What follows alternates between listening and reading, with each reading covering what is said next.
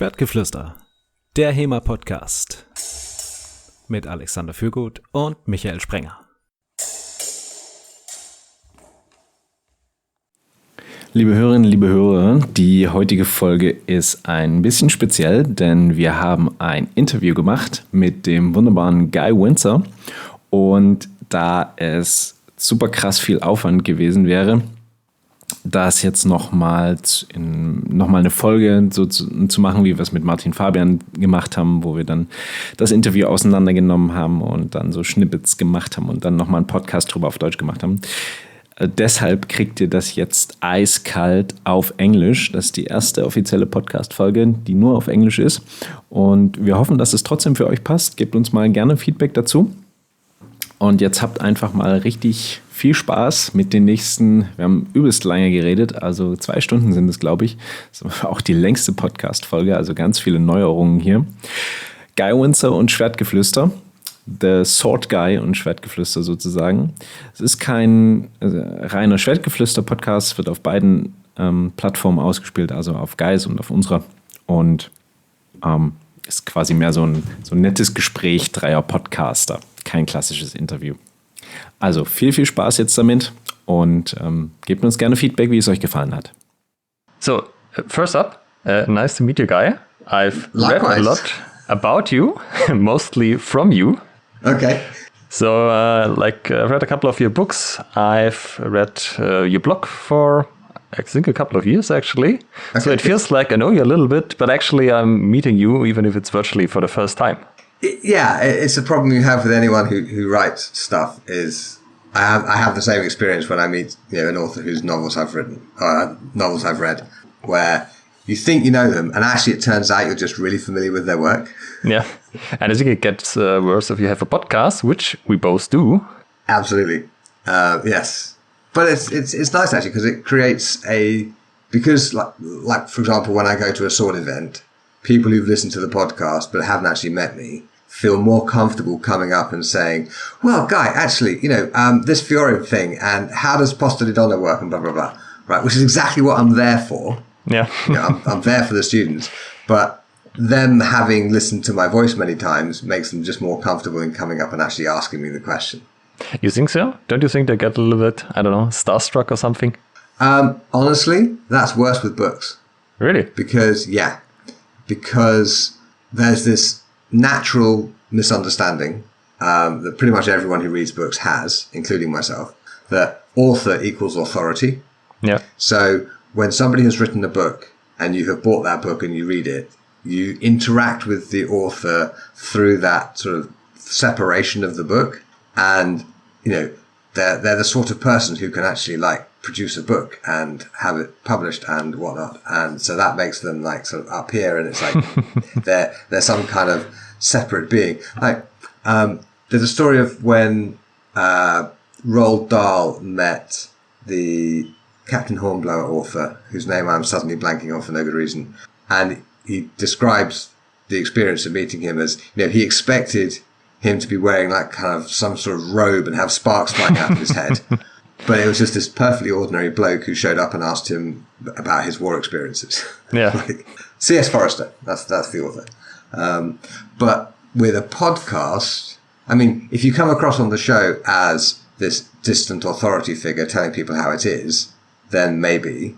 But most of the time I'm interacting with peers, and, they'll correct me live, and they will, interact with me in a kind of natural way if it's a good interview. And that kind of, I think it softens the whole, it grounds this well-known sword person, and actually he sounds like an ordinary person. Yeah, it kind of grounds the people a bit. Right. If you hear them talk in a casual way. Yeah. Voice is different. Yeah. So, I wrote you because we both do sword podcast. Our podcast, Schwertgeflüster, is in German. Yours, The Sword Guy, in English. So I'd like to start at the beginning. What made you start the podcast? Why did you do it? And why do you keep doing it? Okay, those are 2 separate questions. Yeah, indeed they are. And I'll reflect the questions back at you when I'm done answering it. Okay, because turnabout is fair play.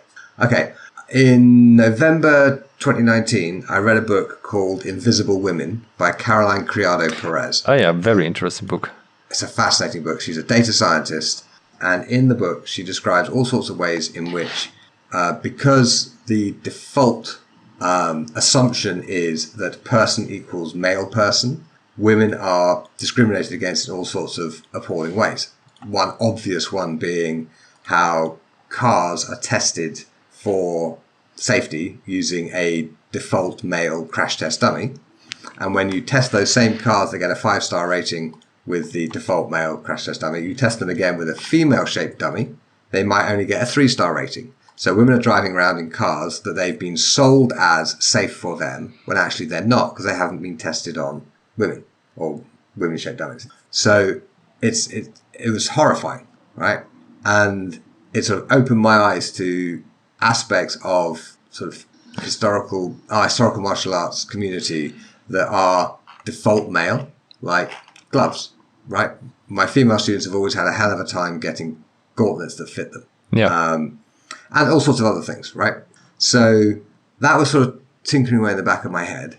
And then during lockdown, in sort of, I guess, March, April, May, there was the whole Black Lives Matter thing erupted. And that was like, fuck. I mean, there's in all sorts of ways, this is related to the Invisible Women book. It's the same, fundamentally, it's the same phenomenon, right? I thought, well, what can I do about it? Right? And honestly, nothing, right? I'm not a politician. I'm not immensely wealthy. I'm not wealthy at all. And so I was like, and just one day I was just doing woodwork in my shed, and I thought, well, why don't I start a podcast? And this was unrelated to all this social justice stuff. And I thought, well, why would I start a podcast? I mean, Jesus, it's a lot of work, and they don't make any money, right? I'm guessing you're not driving around in Ferraris thanks to your Shred. Not yet. No. I mean, it's it's kind of like getting a dog, right? Yeah. It's just not just a one-time thing. You have to keep doing it on a regular basis. Right. So I thought, hang on, because of the work I've done in historical martial arts, I have a certain visibility, right? Yeah. And if I start a podcast, I can invite people onto the show and thus share my platform with them, share my visibility with them, right? So actually there's something within my own little community of historical martial arts people, there is something I can do to improve the way that women and minorities of various kinds are, at least get heard from, right? Okay, the issue with, go ahead. Yeah, so you, actually the point is to amplify the voices of those that are not as likely to be heard, right? Did I get you correctly? Exactly. Yeah. So, like, again, another story from Perez's book. There was this disaster, there's this horrible tsunami that destroyed a whole bunch of housing and killed thousands of people in India many years ago. And when they rebuilt all of this housing, and there were no women involved in the planning process, and they built thousands of apartments that had no kitchens, right? Yeah. Just because nobody asked the women, right? And in that culture, kitchens were very much the female domain, so the men didn't even think about them. And literally, they physically built these apartments with no kitchens in, right? It's just insane. So I thought, well, okay, but then I don't want my podcast to be just women and minorities and everything else, because if I do that, it becomes a very niche thing, and it's not likely to get people who are not from those demographics listening to it. So I'll also invite people like Roland Varchika, Christian Tobler, and so on. Basically, middle-aged straight white dudes who are well known in the community, right? Because then middle-aged straight white dudes might listen to the show and then go, oh, that was quite interesting, and listen to the next one, which happens to be a woman, for instance, right? And so I'm running the show effectively as a social justice project. That's what it's for.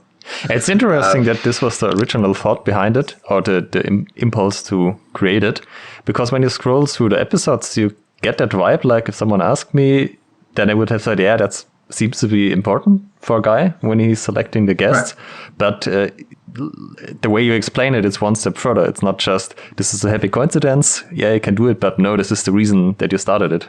This is, like the single, probably most difficult thing about running the show is finding enough women. Right to the same, sure. Because I can tell you, so many men have contacted me, telling me how wonderfully qualified they are to be on the show. Not a single woman has ever pitched me. Really? Right. So I go out and I find, many of these are women who've shown up to my seminars, women who I know through other sword-related things or whatever. Sometimes it's just like one thing I really use social media for is kind of skulking around the internet looking for interesting women and people who are not middle-aged straight white men to invite onto my show. Yeah. I recently had Dr. Ashley Polasek on, who is a Sherlock Holmes expert, but also teaches Bolognese swordsmanship. So there's always at least a plausible sword connection. Usually there's a plausible sword connection, but sometimes it's just an interesting person. Like, okay, if you contact some random person, especially if you're a bloke contacting a woman through the internet and they don't know you, right? Like, it would be super weird to say, "Hi, I think you're interesting. Could we just chat for an hour?" That would be great.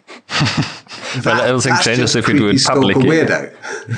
Right. That's creepy stalker weirdo. But like, hello, I'm interested in your work. I have a podcast. Would you like to come on the show? Totally different conversation. So it's this fantastic pretext to talk to interesting people. I see. Yeah.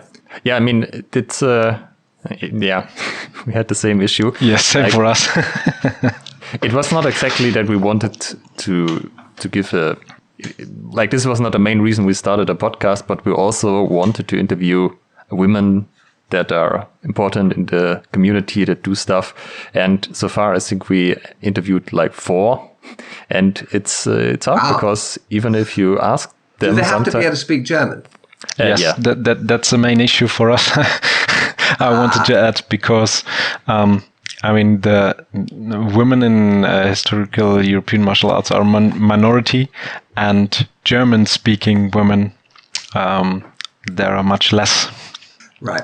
Yeah, it's easier when you're doing it in English. But there's all sorts of interesting academics who have produced books in German about, I don't know, medieval culture, medieval warfare, medieval sword stuff. I know because I've asked a few. And at least a couple of them, one of the reasons they didn't really want to come on the podcast is because their spoken English, they didn't feel confident in their spoken English. So I would be very much interested to hear it maybe after the show, who you contacted, who would be possibly available in German, because we also want to have academics on the show, and it's not easy to get them. Like, the HEMA crowd knows the podcast, and if you ask them like, "Hey, do you want to come on the show?" and they're like, "Oh yeah, that sounds good, I'm coming." And the academics are like, "Well, I don't know, podcast, maybe not." Yeah. It really helps if the host has a PhD, which doesn't help you guys at all. No. But it certainly helps me contact me because I have several times I go to the university that they work for, find their department, contact the secretary of the department and say, "Look, I run this show, I'd be interested in interviewing so-and-so about their published work, so-and-so. Would you please forward my request?" And then in my signature, it's clear that, I'm sufficiently academic to have got a PhD, right? And that basically makes the secretary of the department feel comfortable forwarding my email. Okay. That's not why I got a PhD, but it's just one of those unexpected benefits. Yeah. Of being, Herr Doktor, as you Germans say. That would be an additional reason for people to make a PhD, like getting guests for a podcast. Totally. And it does seem to help because it just establishes your, I guess, seriousness in the academic field. True. Michael, so at least don't they know you have? they're going to be. Yes. I just don't have to write in my signature that it's a PhD in electrical engineering. No, you don't. You have a PhD. I just write Dr. Michael Sprenger, and that's it. Whenever you contact any university for any reason, throw in a PhD. You don't have to say that. You don't have to read out the title of your dissertation. It doesn't matter, right? It really doesn't. It just means that you are like you belong in the academic sphere. Yeah. Right. It's just a. It's like putting on a tuxedo to go to the opera. It just makes you look like you belong. You're not academic rubbish. Honestly, I have met many people with PhDs who are academic rubbish, and many people without who are academically way better than I am. Right? I mean, I've interviewed Dirk Hagedorn on my show. You must have had him on yourself. Yeah. Right? And that dude has done vastly more academic work than I ever have in historical martial arts. And he has enough there for 4 PhDs, and he hasn't got ridiculous. Right? I mean, if I had the power to just bestow doctorates on worthy people, Dirk was one of the very first people like that. So yeah, it's like the whole, like, any fool can write a book, many fools do, but as we were saying earlier, it's easy to confuse an author with an authority. So, and it's, look, so if you spend any time in academia, plenty of idiots get PhDs. Yeah, I mean, so the tip to use the PhD when contacting academics is already a pretty good tip. So yeah, good that we get together and exchange. Right, Herr Dr. Michael, there we go. Yeah. And next time I will actually try it. Yeah, it just basically, you just want to make people feel comfortable. Like one of the things, I don't know if you guys do this, but when I invite someone on the show for an interview, I tell them I will send them questions in advance. They can add questions stuff they want to talk about, or decline any question. I mean, I don't know if you listen to my show that often, but I have some standard questions that I ask everyone, and some of my guests don't get asked that question, and that's because they've just decided they don't want to be asked that question, and I just don't ask it to them. That's fine.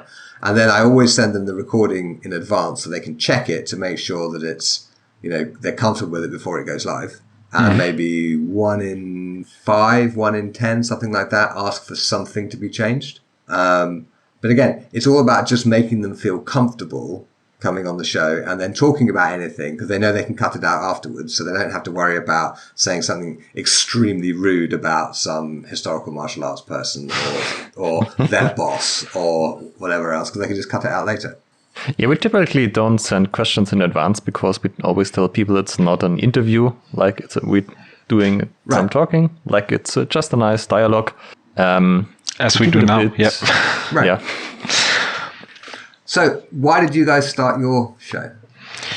Ooh, the why is actually a very good question. It was in the beginning of 2020. Right. More than 2 years now. Yeah, so your show's a bit older than mine. And it was pre-corona, so no one was talking really seriously about the corona issue. Mm-hmm. And I remember myself... Like we started right before it. Yeah. I remember myself scrolling through Spotify podcasts and searching for some HEMA and fencing related stuff. And I couldn't really find something that way. And I thought, yeah, man, why not? Why isn't there a HEMA podcast or a German-speaking Historisches Fechten podcast? And somehow the first person who came to my mind was Alex. And I wrote him a message. What do you think about starting a HEMA podcast? And Alex answer. Maybe he could give Alex. You can answer yourself what you said that time. Well, basically, at the point you wrote me, I was already thinking about starting a podcast for like a month or something. Yeah. Because I was at so many HEMA events and I had watched so many HEMA talks and read books, and it's often, if it's not academic work, it's not reproduced. Sometimes it's filmed, which is good, but there's so much knowledge out there that could be easily shared, but no one did it. And it kind of annoyed me, and it nagged me that this was circulating inside the scene, but no one who knew who told who something. Like there's some implicit knowledge, but the new guy has no chance to learn this. He has to stick in the scene for 10 years, and maybe he had enough conversations to learn the stuff himself. But this is not skill, this is knowledge, and it's easy to transfer it, like with a podcast. And I thought this was what was missing from the German HEMA scene, because there's a lot of knowledgeable people, for example, the Kagedon, and why not have them on and let them talk about what they knew? And you get a crash course in something in like an hour or hour and a half. And so it was an easy answer as Stark, yes. Yes, and it was fitting perfectly, because Alex said to me that, yes, but I don't want to do that audio mixing and stuff like that. Yeah, it's a pain in the ass. And I said, well, I like to do it. Well, you can do mine then. Brilliant. Excellent. Okay. That's something which I had in my studies. Yeah. As in electrical engineering, there was also like a lot of signal works, stuff like that. Wow, that's super lucky. Yeah, because I knew absolutely nothing. Right, one of my early episodes, I think it was one with Kaya Sadowski. It went out with Kaya was like super quiet and I was quite loud, and it was just impossible to listen to. And some people like contacted me with helpful suggestions as to what I could do, and then I was like, oh shit, if I'm actually going to do this, I have to do this perhaps to a better standard. And so one of the guys on my mailing list is an audio engineer, and I hired him to basically teach me. So we had a Zoom call and we opened up Audacity, and he taught me what I need to do to bring my audio engineering skills up to the basic minimum standard to produce listenable podcasts. Right. And I'm still at that basic minimum standard of producing listenable podcasts. I think the first couple of episodes have to be horrible, especially when it comes to audio quality, or else you're starting too late. Like, you need to get a feel for it. This is actually your thing, and then learn the skill. Actually, our first episodes, they were horrible too, because I was experimenting with the tools that Audacity provides. Right. And so I didn't find the ones I use now in the first like 5, 6, 7 episodes. Right. But from then it was much better. Yeah, and Sorry, go ahead. Yeah, just wanted to explain the next part from how Schwertgeflüster started, because Alex said, but we have to do it professionally, not like not only putting this on YouTube, stuff like that, but making a real website and putting it on Spotify, Apple, stuff like that. And I thought, okay, can you do it? And he said, yes, that's something I can do. And so Alex makes the website and the upload and stuff like that. And that's how we interact quite well. Yeah, I got about maybe 20 episodes in, and I was like, okay, I want to keep this going, but I just don't have the mental bandwidth to do it on my own.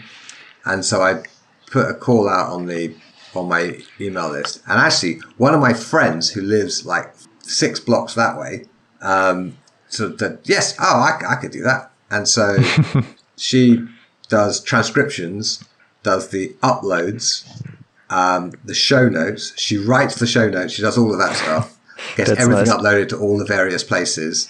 And obviously I pay her because, this is paid work. But yeah, I couldn't sustain it on my own because I just don't have the energy for it. Because it is, I don't generally do sort of long-term projects like a book. If a book takes a really long time, it might take me 4 years to write, and then it's done and it's out and it's done and I can forget about it.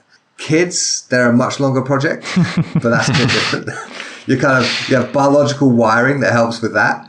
But yeah, in my sort of day to day, none of my projects require a kind of weekly commitment. And that's so funny coming from an author. Like, right. Well, but it's true. Like, it matters that I produce books fairly regularly. Yeah. But it doesn't matter if I do any work on a particular book in a particular month. Yeah. Okay. Right? I can see so that. Very often, yeah. A book that takes 2 years to write, probably there's a month of tinkering around with it, 3 months of forgetting about it altogether, another week of tinkering around with it, 3 months, 6 months maybe of not even thinking about it or just thinking about it off and on. And then 2 months of intense sort of, okay, now it's ready. Boom. Yeah. And that's when most of it gets written. Then forget about it for a month, let it sit. Then maybe spend a week editing it, then send it off to the editor. And then it's in the kind of production process, which is like the straightforward bit where you send it off to various professionals for layout and get cover design done and do all the publishing side of things, which doesn't require much creative thought. But the book itself, it's not this much every day, this much every week, this much every month at all. It's intense bursts followed by periods where I'm thinking about something else altogether. It's interesting that you do it like that, because the podcast, it has to be. So the podcast has to be every bloody week because these things have to be regular, right? So I don't do it that way. I don't do it that way at all. I do I usually have maybe 8 or 10 episodes in the bag. Like the way when I started, I was like, okay, I will not launch the first episode until I have 6 recorded and ready to go. Yeah, that's because if I have 6 recorded and ready to go, I can take 6 weeks off and still get the next one out if I need to. And in the end, it went so easy at the beginning. I had 10 in the bag before I launched the first one. And, twice now, I've got down to having maybe 2 in the bag. And then I think, do I want to continue the podcast or not? And then I, so far, twice have said, yes, I do. And then I've scurried about finding people and interviewing them and making the episodes and stuff. And, right now I've got, I think, I had a period like that just a few weeks ago. And I was like, am I going to keep this going? And since then, I've done 5 recorded interviews and I've got another 4 scheduled. So yes, it's definitely keeping going. So you're questioning it because it's too stressful if you only have 2 episodes. Did I get that right? No, I question everything every now and then. Okay. So like every project, I'm like, do I really want to do this? Do I really want to do this? So like with the podcast, I scheduled a bunch of stuff to kind of get me through over the summer because I was going away with the family for holidays and doing other things. And I wasn't going to have any time for doing anything. So everything was scheduled in July. So I didn't do anything with the podcast at all in August. And then I was like, right, do I want to keep this going? And I thought, actually, yes, I do. And so I contacted a bunch of people and arranged interviews and, so it actually got to the point where there was the episode that had been scheduled, ready to go out, and I had 1 further episode recorded. That's how close to the wire it got. And I was like, right, no, I'm going to do it. Because, at the end of the day, I'm like 124 episodes or something, right? It's a lot, right? Yeah, so on a weekly schedule, right? Yeah. And it by itself, it is a large and valuable body of work, which if I decide to stop, that's still a useful service to the community that people will hopefully find and continue listening to and getting value from for years to come, right? And more than half of the guests are women, and we have, people from all sorts of demographics and stuff as well. So we have like this broad spectrum picture of the historical martial arts community there, right? So stopping would be okay. Yeah. But it doesn't quite feel like we've got there yet. So I'm just going to keep going for another round. And then, I don't know, maybe in 3 months or 6 months, whatever, I'll go, do I really want to do this? And the answer will be no. So, who knows? So we started out with doing weekly episodes. And we are usually just 1 or 2 episodes ahead. But it was too hard, and we switched to every 2 weeks. But still, we do around a third of our episodes with a guest, and 2/3 are me and Michael talking, because scheduling with that's guests a lot and easier to episoding- schedule. Yeah. That's a lot easier to schedule. How are you doing it? Because that's a lot of work. I mean, you need to synchronize calendars, give them some information beforehand, okay. how did they prepare, and so on. Very important thing to remember. I don't have a day job. This is my part of my day job. Right? Yeah. So, I make my living from teaching historical martial arts one way or the other. And the podcast makes no money. I have some lovely Patreon supporters who are super kind and lovely and send me money every month to help with the podcast expenses. And that covers maybe half of the expenses, right? The actual money that goes out. Because remember, I'm paying an assistant to do all the admin stuff. And then there's hosting and all the other stuff that goes with it, right? So it doesn't make money. But fortunately, my books and my courses tend to make enough money that I don't have to worry about this particular project being by itself, financially worthwhile, right? So it is just, I think the historical martial arts community needs this because it is still far too many middle-aged white dudes like me, and so it's worth doing for the sake of the community itself. It's worth doing. So I find the energy and get on with it. I would have thought you would have to prioritize even further if this is like Michael and I have a day job, so there's money coming in, but you have to do a lot of other stuff, or you're doing it. I'm not sure if you have to do it like this, but I would think that there's a point where you say, well, I could write another book which generates some income, or I do more of the podcast. Okay, but the kind of creative energy that the podcast requires is different to the kind of creative energy writing a book requires, right? So they don't come out of quite the same energy budget. In the same way that, doing, if you did 1 million push-ups yesterday, you can still do your rapier footwork today, because although your shoulders are shot, your legs are fine, right?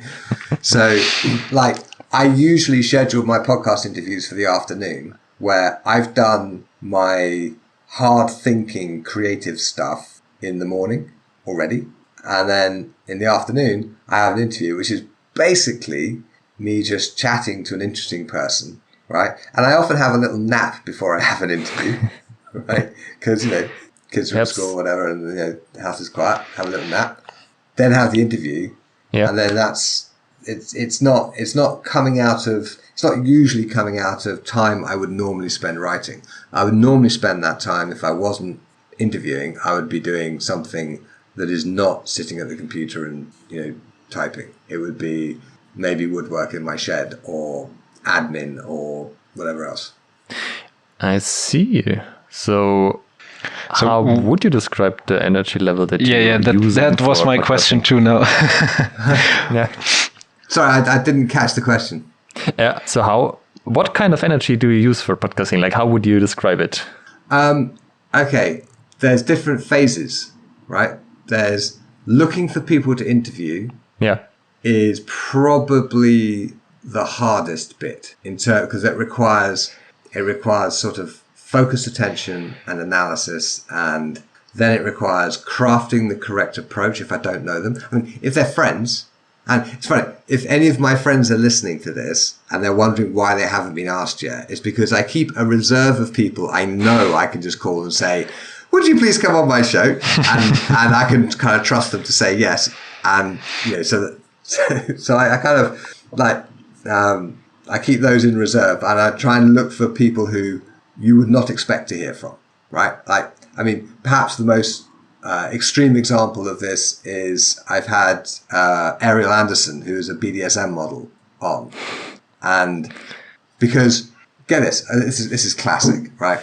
I was scrolling through Twitter looking for guests, and I saw this woman naked doing the splits, right? And I chatted to the camera or something, and on the wall behind her head was a pair of antique French foils. Probably not what other people saw in that picture. Probably not. why does this very flexible naked woman have antique French foils? and so, I contacted her and I asked her. I think I may have even put it in the Twitter comment, like, what are those swords on the wall behind you? and so she ended up following me on Twitter, and we would chat back and forth every now and then. She's a really nice person. And then I was like, she said something about, I knew that she had some stage combat training. Okay. She'd mentioned it at some point. And I thought, well, okay, there's a plausible sword connection there. But she said something about representation for sex workers, right? And I was like, well, hang on, my podcast is entirely all about representation. So I invited her onto the show. And she was like, really? Okay. And we had this fantastic conversation. She's absolutely lovely. She's since been round for dinner with my kids and my wife and everything, and we all just get on famously. But the world is wider than many people wish to see, and so the whole point of the show is breadth. And why not have Ariel on? She's interesting. It was a fantastic conversation, and we even went into things like investing in property. So that when she can no longer do BDSM modeling for a living, because apparently it's actually quite hard work, particularly some of the bondage stuff. It's quite stressful, physically stressful.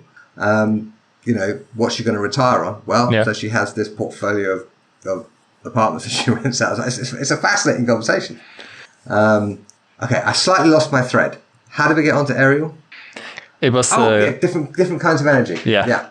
So looking for people is then figuring out how you're going to contact them if you don't know them, and then making those contacts, and then doing the research, coming up with the questions. That's often the stickiest bit for me, because really I'd like them to just show up and we just chat, and that'd be great. But I promise questions, and so I do the research and I come up with it. But it feels a bit kind of weird doing that, just because it's like you go to their LinkedIn profile, you go to their a bit Facebook like stalking them professionally, of course. Yeah, exactly. And I'd always try to find a question that they probably haven't been asked before, right? Something a little bit different. And also, if I don't know them, something that will demonstrate to them that I've done the research. Because again, it makes them feel like I'm taking them seriously. They're more likely to be comfortable. They're more likely to feel like they're being respected. They're more likely to open up and actually talk to me. So that's probably the hardest bit. Then there's the scheduling is a pain. Yeah, it's a lot of pain. But it's just that's just admin. The actual interview itself, it's hugely dependent on the guest, right?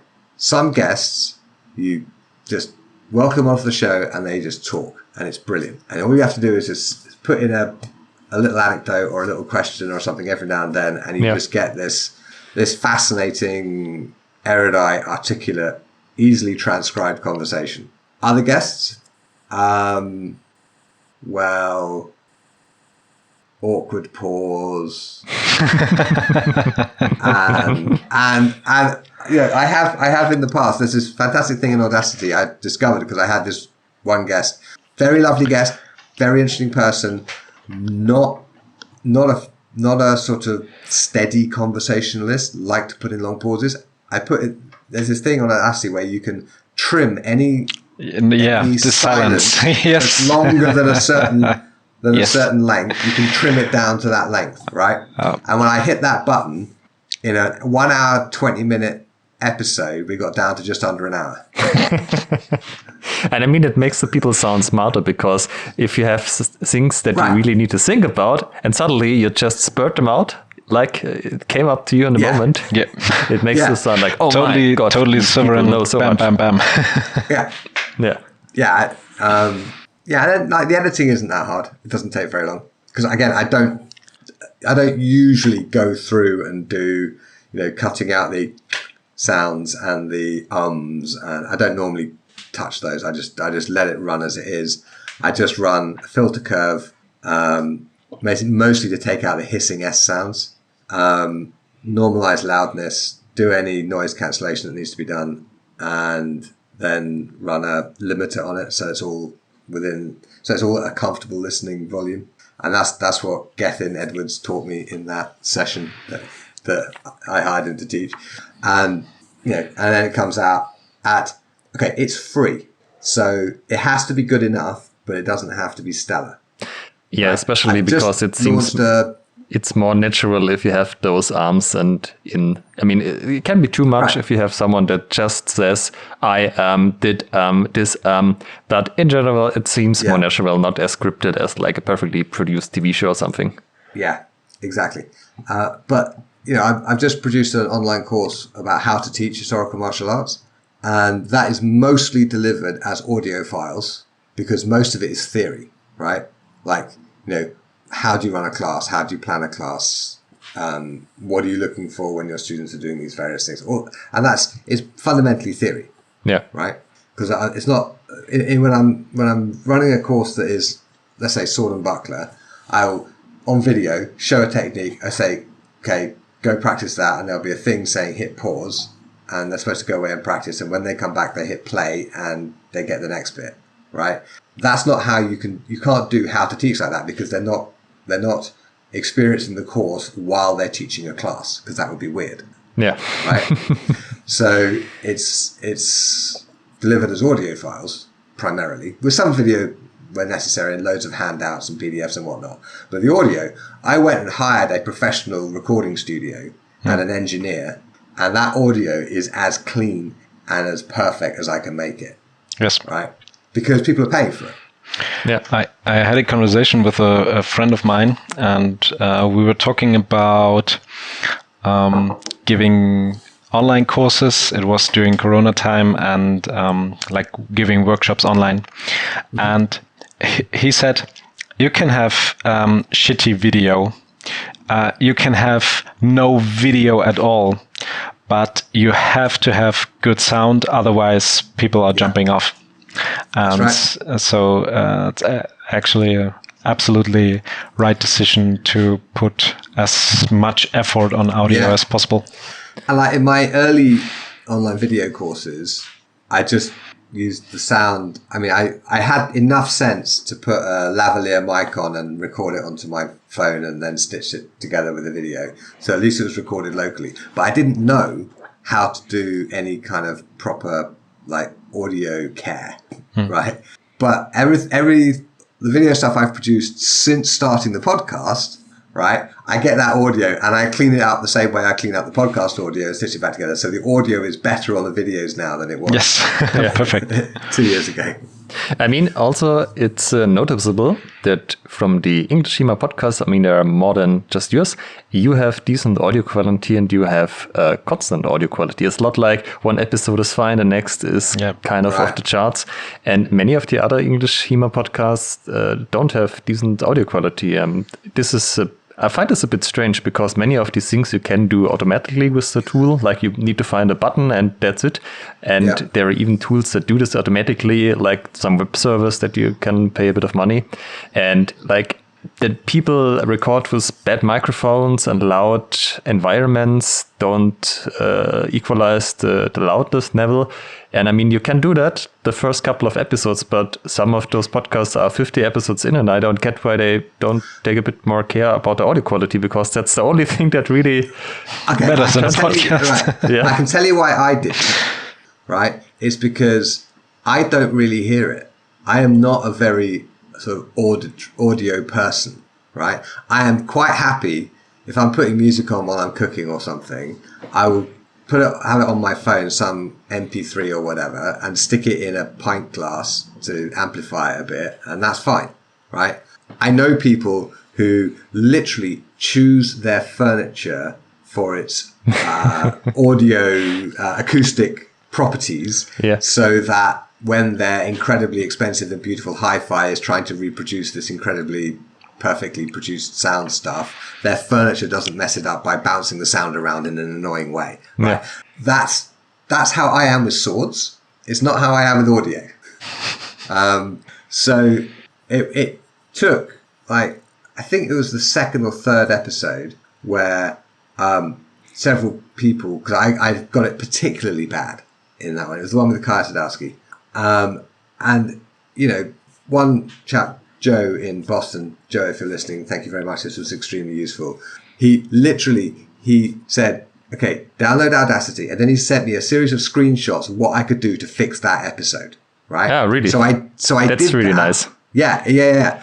Right. I did that, and that made the episode, and I re-uploaded the audio so it was improved. Right? Yeah. And then I thought, hang on, the people who listen to this, enough of them actually care that I have to up my game. And so that's when I hired Gethin to actually teach me how to do a competent basic job of getting the audio sorted out. So I'm guessing that the people who are producing these other podcasts, which have inconsistent sound quality like that, either their audience doesn't include useful people like Joe who will say, actually, your audio is shit, guy, you need to fix it. And perhaps they don't have the budget to hire somebody to teach them how to do it properly, right? Or maybe it's some sort of combination of that. Yeah, I think you have to keep in mind where your listeners are going to listen to the podcast, for example, like when they're cooking or when they're doing something else. It might add some noise as well in the car. Exactly. Like a couple of months ago, I had downloaded multiple episodes from basically all of the English email podcasts. I was doing a bit of research, like, do they have interesting guests, interesting topics, maybe something we should cover as well.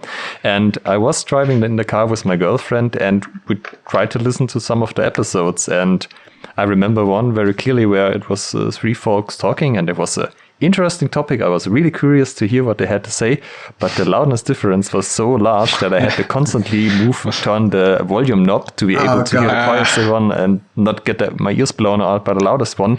And it was such a shame because the conversation was interesting, but after 15 minutes, I was like, this couldn't go on. It was not possible to actually physically listen to it. And this is such a shame. Yeah. Here's the thing. I am not an audio person, as I've said. So I actually do my audio editing visually because I'm looking at that kind of jaggedy line that goes up and down that is the kind of the sound represented visually in Audacity. I don't even know what the name of that is. The waveform. The waveform, that's it, thank you. Right. And I do the things I need to do to make the waveform look right. And fair enough. Occasionally, you know, I'll listen to a bit and it'll go, and I'll go, oh yeah, that doesn't sound right. And you know, I'm getting better at actually listening to it, but yeah, I actually edit I do my audio engineering visually, which is completely and utterly wrong and stupid, but it produces the necessary result. But I will never be a competent audio engineer. I just don't listen to my ears hard enough. Yeah, but as to say, it's free content, so if it's good enough, it's good enough. Like, people can't expect everything to be perfect if you don't earn money with it. Right. Yeah. So you guys, do you fence together? Whereabouts actually are you? I know you're both in Germany, but are you in the same sort of area or? Actually not at all. We are like 500 kilometers away from each other. Okay, so Michael, where are you? I live in Dresden. Okay.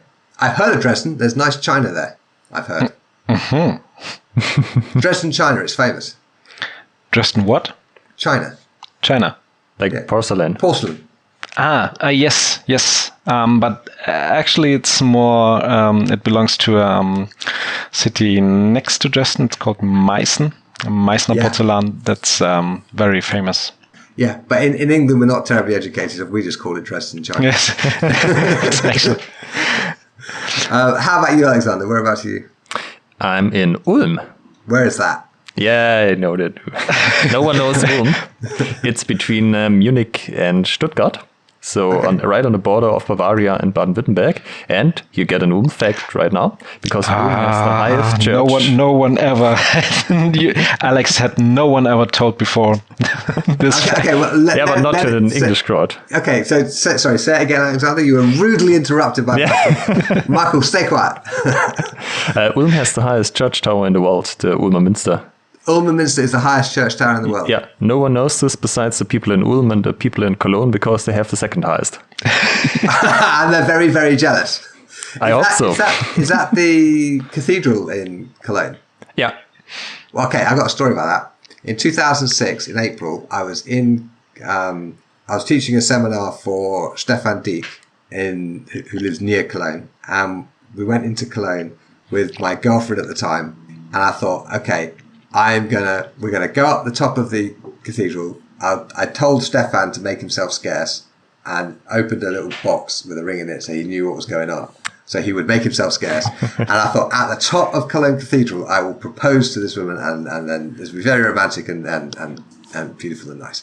And of course, we went up into Cologne Cathedral and it's full of graffiti and stuff. And it was absolutely packed with irritating school children. Right? Yeah, so we got all the way up to the imagine. top and I was just looking for a quiet spot to get down on one knee and everything. And it wasn't going to happen. And so we came out and I was like, oh, fuck. Okay, what am I going to do now? And then we were passing by a jeweler's shop and my wife was like, oh, that's a very nice ring.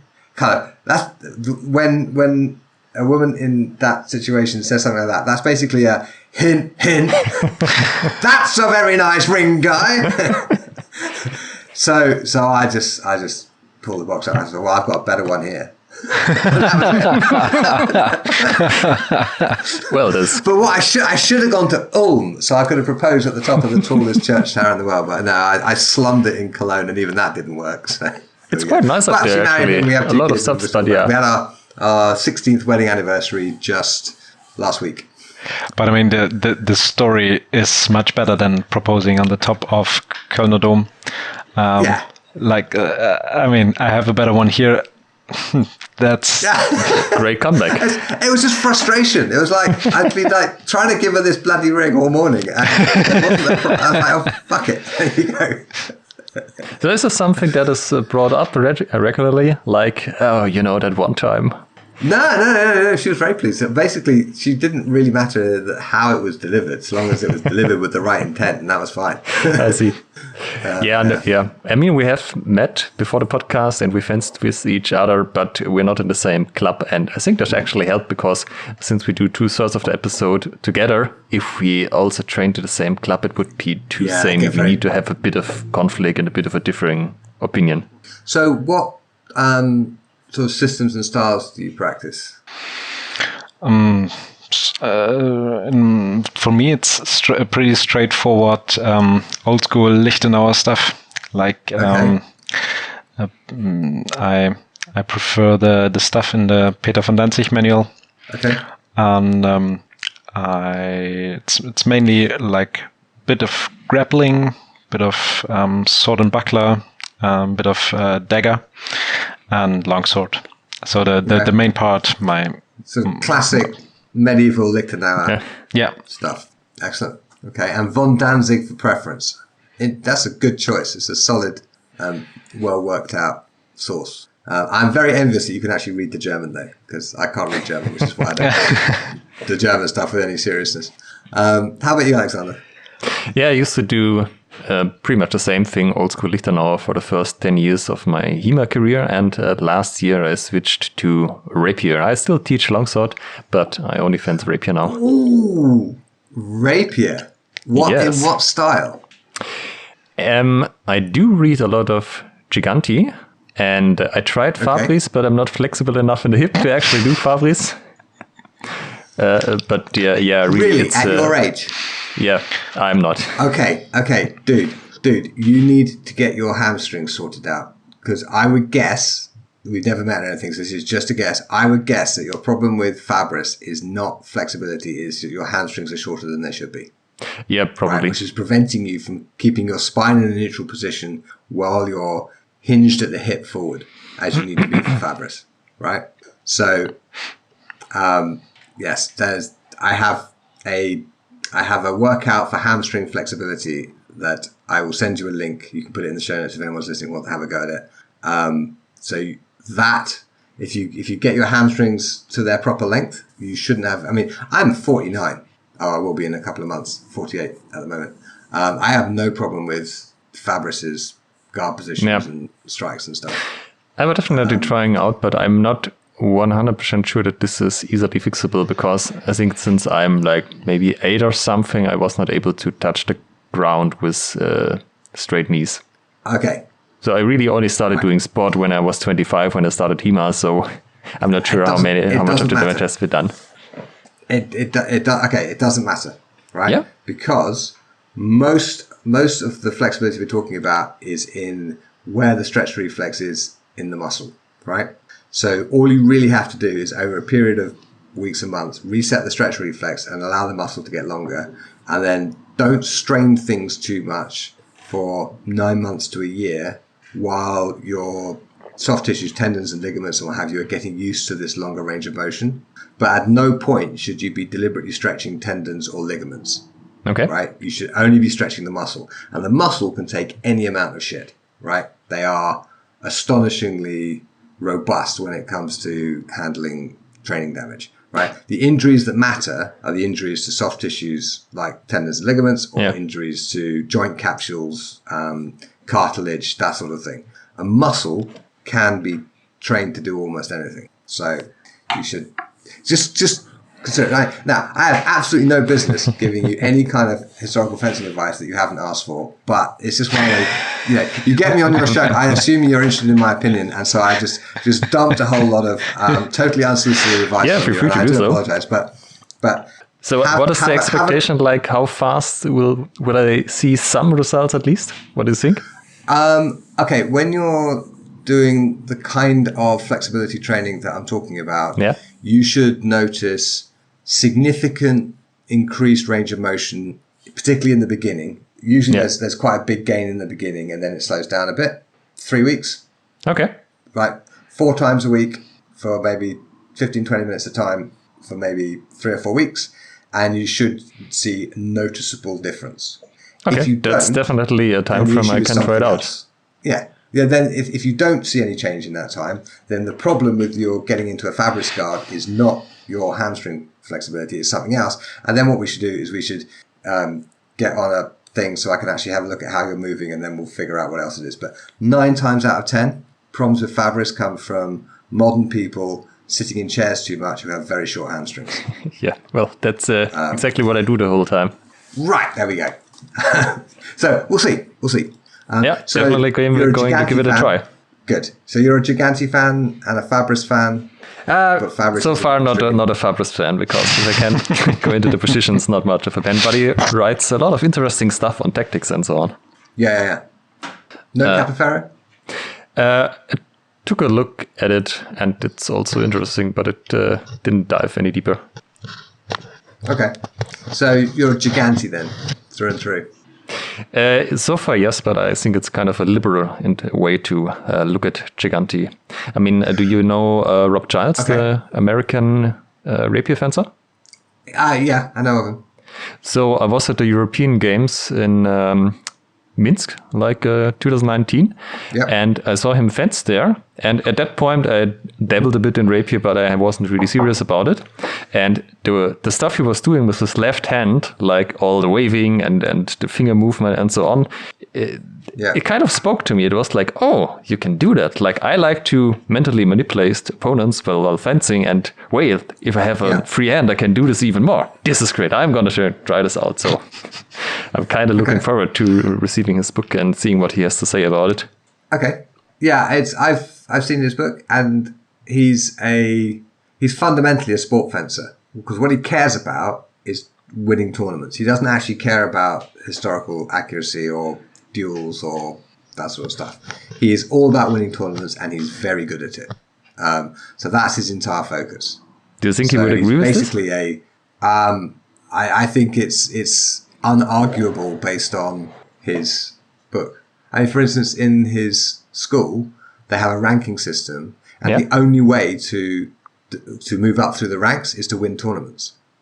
Okay, that's pretty straightforward, right? So there's no question that what he values most is success in tournaments, because literally the only way to advance through the ranks in his school is to win tournaments with certain number of participants. So, like in the lower ranks, if there's only 10 people in the pool in your tournament, then and you win that's fine to get up to like the first grade. And then by the time you get to the higher grades, there have to be at least 80 people in the tournament or whatever. I'm not quoting. I'm just giving you the idea of how that tournament structure, how that grading structure works. And it's right there. You'll see when the book arrives, he's absolutely explicit about it. I mean, Right. He doesn't pretend that he's doing anything else. I see. Fair enough.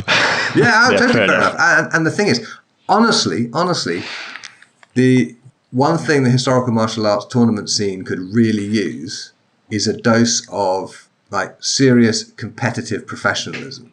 There's a reason why Robert wins everything. It's because he takes it very seriously and he trains very seriously for the tournament. So How do you see the historical European martial tournament scene? If not professional, what is your view on the tournament scene?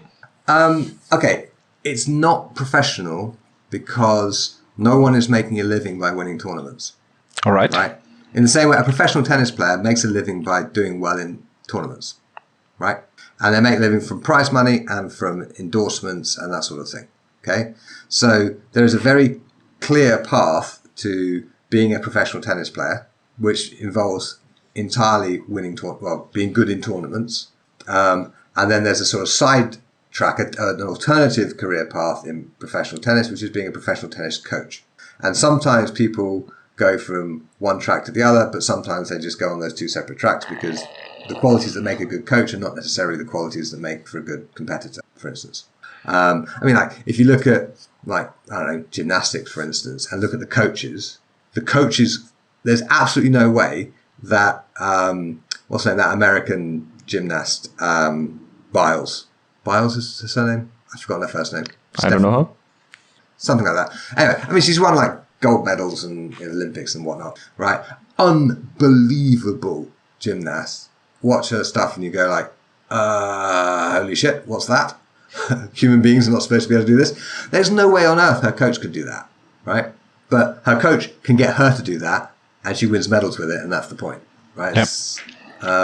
But the historical martial arts tournament scene is a fantastically useful thing for everyone, whether they take part in it or not, because it provides a place for people who want tournaments to go. It provides I would say that perhaps every martial artist should have tournament experience in their training at some point in their career, because it teaches you things that nothing else will teach you. And it also creates a market for all sorts of useful equipment, fencing jackets and whatever. But the issue with it is that it creates artifacts. The rule sets create artifacts, and the choice of equipment creates artifacts that basically mean that the historical fencing tournament scene isn't really historical fencing at all most of the time, right? It's mostly tournament fencing, right? It's basically, they've created their own sport, right? And that's a fantastically good thing to do, and I have no quarrel with it whatsoever. But the problem is that, firstly, they haven't sorted out the safety, right? You absolutely should not be doing longsword in a tournament with a fencing mask on. It will not protect you from concussions. It is just a disaster waiting to happen. The plastic gauntlets are totally inadequate. People get their fingers broken and stuff all the time.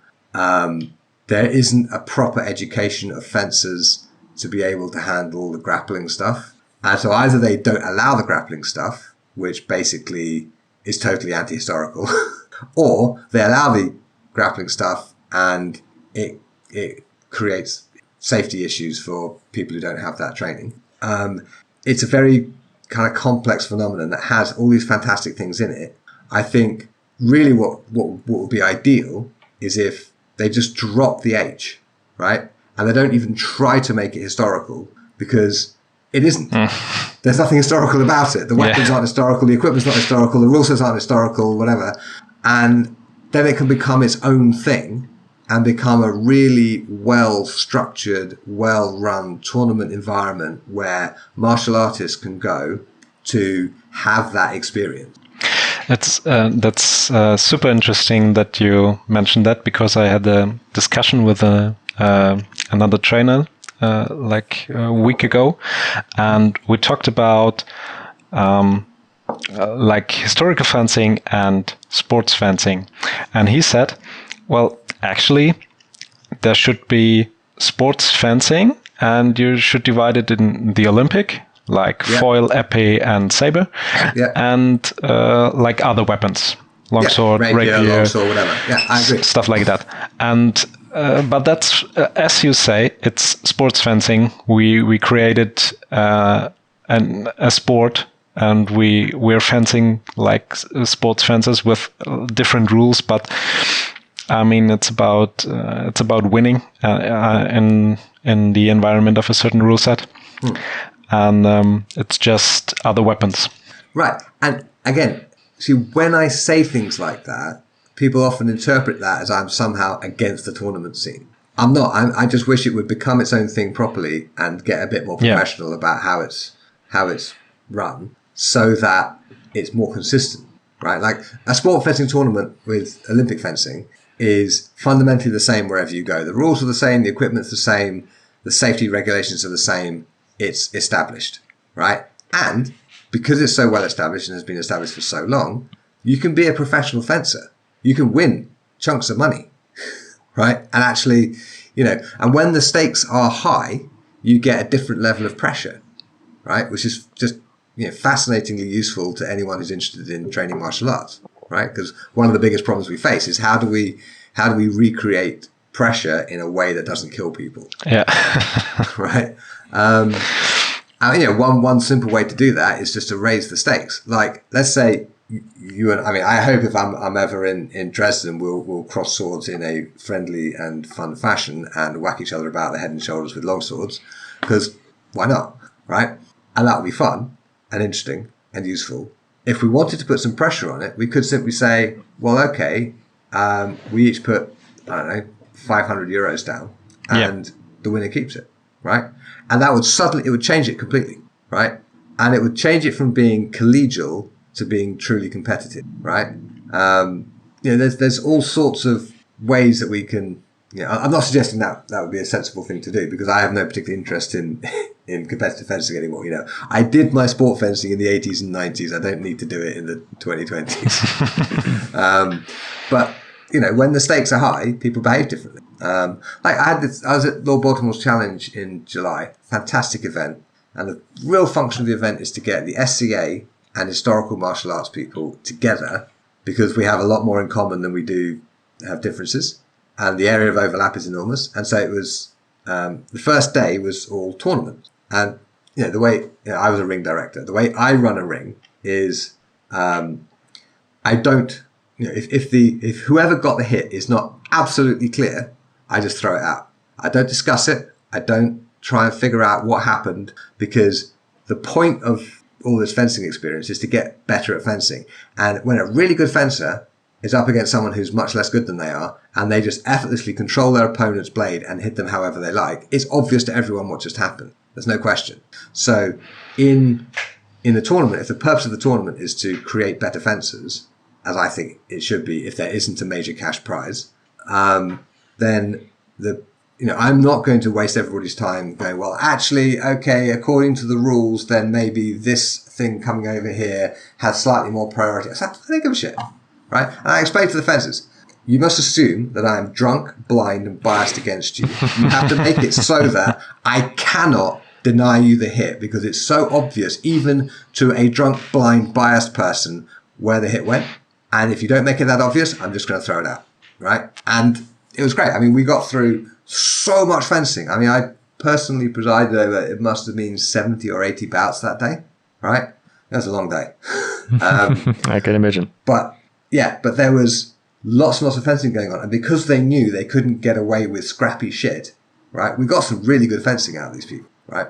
Because the environment we created demanded it. You're not going to score a hit if it's unclear, right? So get control of the situation and hit your opponent in such a way that is obvious, which creates better fences. Yeah. But there were some people there from the historical martial arts crowd who were expecting something more like a classic, should we say, HEMA tournament, where there are coaches who get to discuss judgment calls with the referees and whatnot. It's like, I'm not having any of that. I don't care who actually got the hit. If they didn't clearly control their opponent's weapons such that it's obvious to everyone who got the hit, I don't care. Do it again. Do it better. Right? And so the environment that we create when we're running a tournament pretty much determines the behavior you're going to get, and it determines whether people come out of it as better fencers or better competitors, which are not necessarily the same thing. Sorry, I went on a bit of a ramble. I kind of lost my thread. What were we talking about? We're talking about HEMA tournaments and becoming professional. The HEMA tournament scene becoming more professional, and what would it make, or what would it take to, become a professional HEMA tournament fencer? Okay. I have a little anecdote there, right? When I was producing my book, Theory and Practice of Historical Martial Arts, as I normally do when I publish a book, I sent out some copies of I was hoping somewhat finished draft to a bunch of beta readers, right? And it had a section in it on how to win tournaments, which is really, really simple and straightforward. What you do is you look at the rules, you figure out how you're going to apply your strengths to winning according to those rules, and you watch carefully how your most likely opponents who are going to get you kicked out of the tournament because they're going to beat you, how do they fence, and you construct a strategy for defeating those specific people, and you train that with your coach. And the whole thing is soulless and not historical martial artsy at all, but that's how actual competitors actually win actual serious tournaments, right? You only have to read Johan Harmenberg's Epee 2.0 to get an inside track on how he got 2 Olympic gold medals, right? He was so dedicated to that he knew that he was most likely to fence one of his Epee teammates in the final for the men's individual, right? And so every time he fenced that person in training, he used a particular approach, and then in the final, he had a completely different approach prepared. So that guy was expecting him to fence a certain way, and he slaughtered him because he fenced in a completely different way that he had prepared, because he had anticipated this moment of being in the Olympic final for the men's single. He knew it was likely to be this particular teammate, and so he created a strategy for defeating that particular person. And at the end of it, the guy came out saying, "You didn't fence like that in practice." And he replied, "That wasn't practice." Right? It's like, dude, take it seriously. Be content with your silver medal. And so I had basically summarized the approach that serious competitors take to winning serious tournaments in the book. And one of the most significant bits of feedback I got from it was like, "Guy, that's horrible." It's like it's just horrible. And so I added a big chunk of, okay, that's how you win tournaments, but this is how you should use them for your development as a martial artist, right? Which is not the same approach at all. So speaking of books, I think you mentioned in the podcast with Daniel Jacquet that you get around half your incomes with the royalties and the sales from my books, something like this.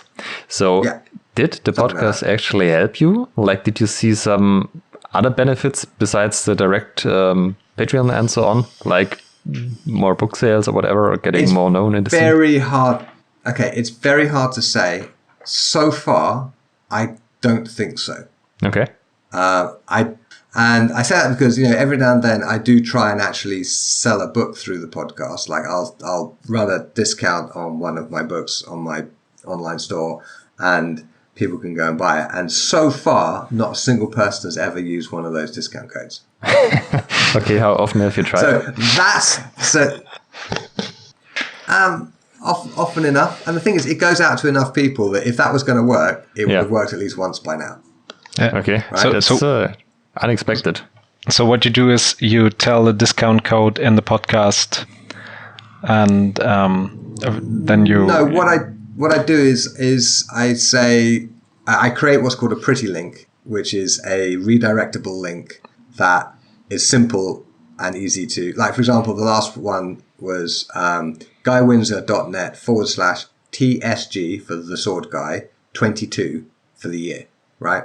So they could type guywindsor.net/TSG22, and that would direct them to this place where I was selling actually the audiobook of Theory and Practice So I think, you like listening to audio about swords. Maybe you want an audio book about swords, sword fighting, whatever. There you go. And not a single person has used that discount. Not one. I mean, the method Right. is solid because that's how other advertisers track their revenue when they do podcast advertisement. Right. Exactly. And I don't know what it is. I don't know why it doesn't work the way it seems to work for everyone else. But I don't fundamentally care, because the purpose of the podcast is not to sell my books, right? I know it's doing the other things, because people come up at events, for example, and they tell me that, yes, I got into historical martial arts because a friend of mine forwarded one of your episodes to me and I listened to it and I thought it sounded really interesting. And obviously people like me are welcome. I was like, that's exactly what it's all about.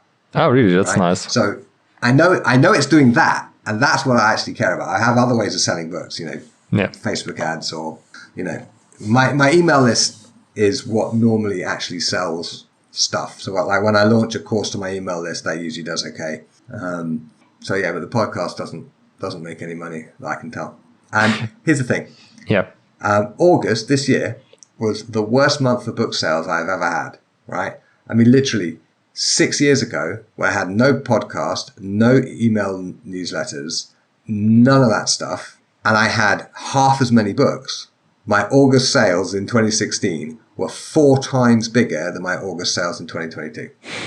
That can't be just me. Yeah. Right? That isn't, I mean, that's just, because normally, like, book sales are up maybe 50% over 2016, right? So I think that was probably some larger cultural thing. It's like, oh my God, it's the first summer we've had without COVID, so we can all go out and do stuff and not buy books. Yeah. Right? I think that may have had more to do with it. So what does a at the good end of the month day, and So what does a good month and a bad Sorry? month look like in book sales? I'm kind of curious, just some ballpark figure. Like, do you sell thousands of books, hundreds, millions? No. In a really good month, I might sell 150 books. Okay. All right. That's a really good month. The thing is, because I publish them myself, I see maybe 200 books. I don't know. I don't pay that close attention to the data. The only reason I actually looked at the 2016 versus 2022 thing is because when I got my publisher conversation report from Ingram Spark with my biggest sales are always in the US. The US sales were I was like, that can't be right. That seems to be missing a zero. Right? It was ridiculous. It's like, no, there aren't enough figures there. There should be more figures there. So I went and compared it to. I sort of dug up the same report thing from 2016. Yep. It was like, yeah, that isn't right. But yeah, I guess a really good month, maybe 200 books. But because I publish them myself. Well, I don't publish all my books myself, but the only ones I really pay attention to are the ones I publish myself. I'm not making 10% when a book sells. I'm making closer to 50. I see. So yeah. It's like a commercially published author making. Actually, the way the deals are going now, it's like a commercially published author selling 10 times as many books. I mean, but if I get it right, or if I remember it right, you started out with the classical route of going, like getting some book deals. And then when you had some books out there, you had an audience, you had your mailing list, I guess. Then you started to go into the self-publishing route, right? No, not quite. No, what happened was my first 2 books were published by Freelance Academy Press. Yeah. And I signed a non-disclosure agreement about what exactly happened, but it is public record that in, I think it was 2011, 8 Freelance Academy Press. Freelance Dudes are absolutely fine and complete. No. I got the name wrong. Beg pardon. Chivalry Bookshelf was the one in 2006. Okay. Freelance Academy Press didn't even exist yet. If Greg, Christian, that lot are listening to me, I apologize. I misspoke. No, it was Chivalry Bookshelf, published my first 2 books. And in, I think it's 2011, 8 authors published by Chivalry Bookshelf were involved in a class action suit against Chivalry Bookshelf for not paying royalties, basically.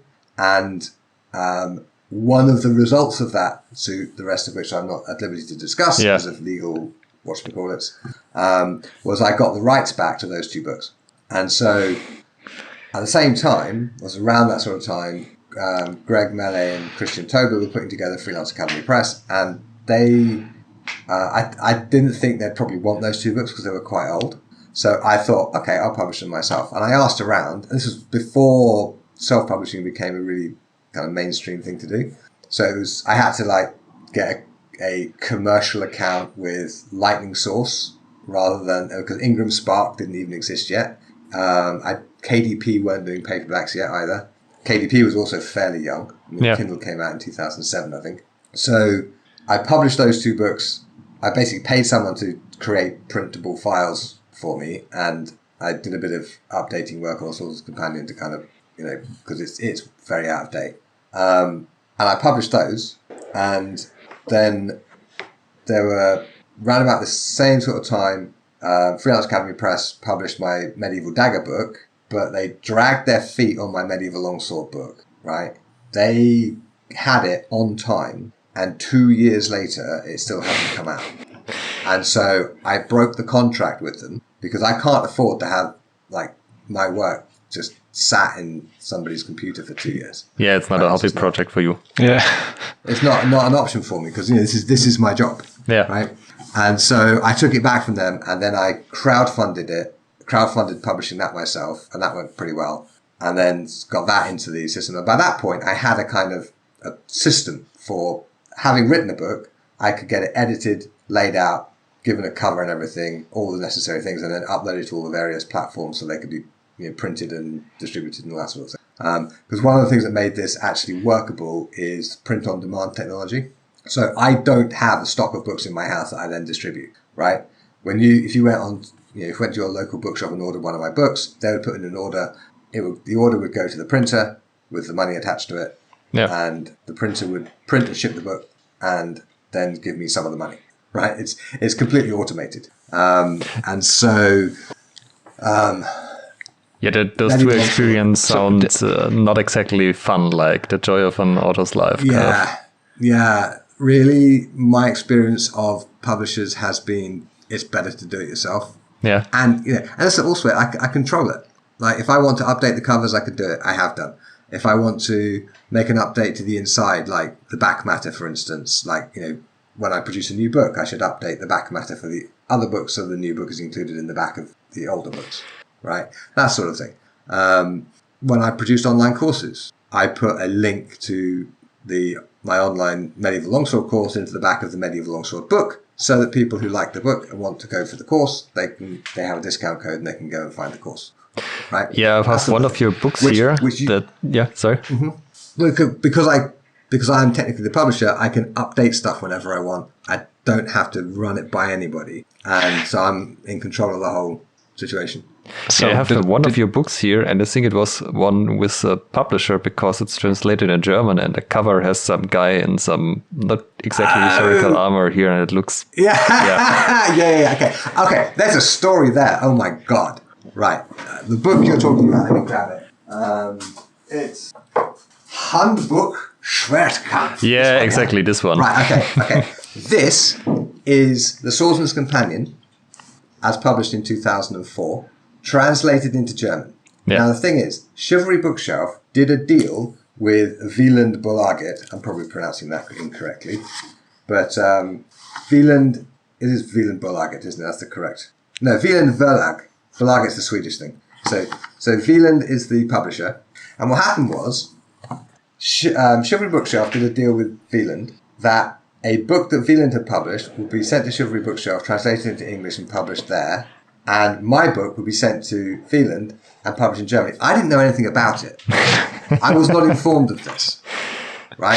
One of the reasons why perhaps a lawsuit was not unreasonable, right?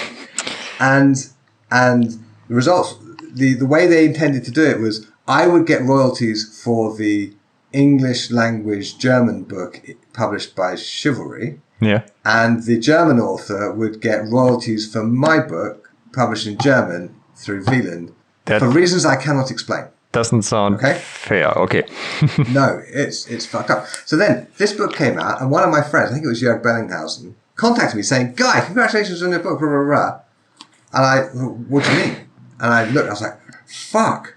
Right, because they had changed stuff, and like they'd missed out a photo credit, and they'd missed out, no one had, they'd added pictures. Like, there's a Really?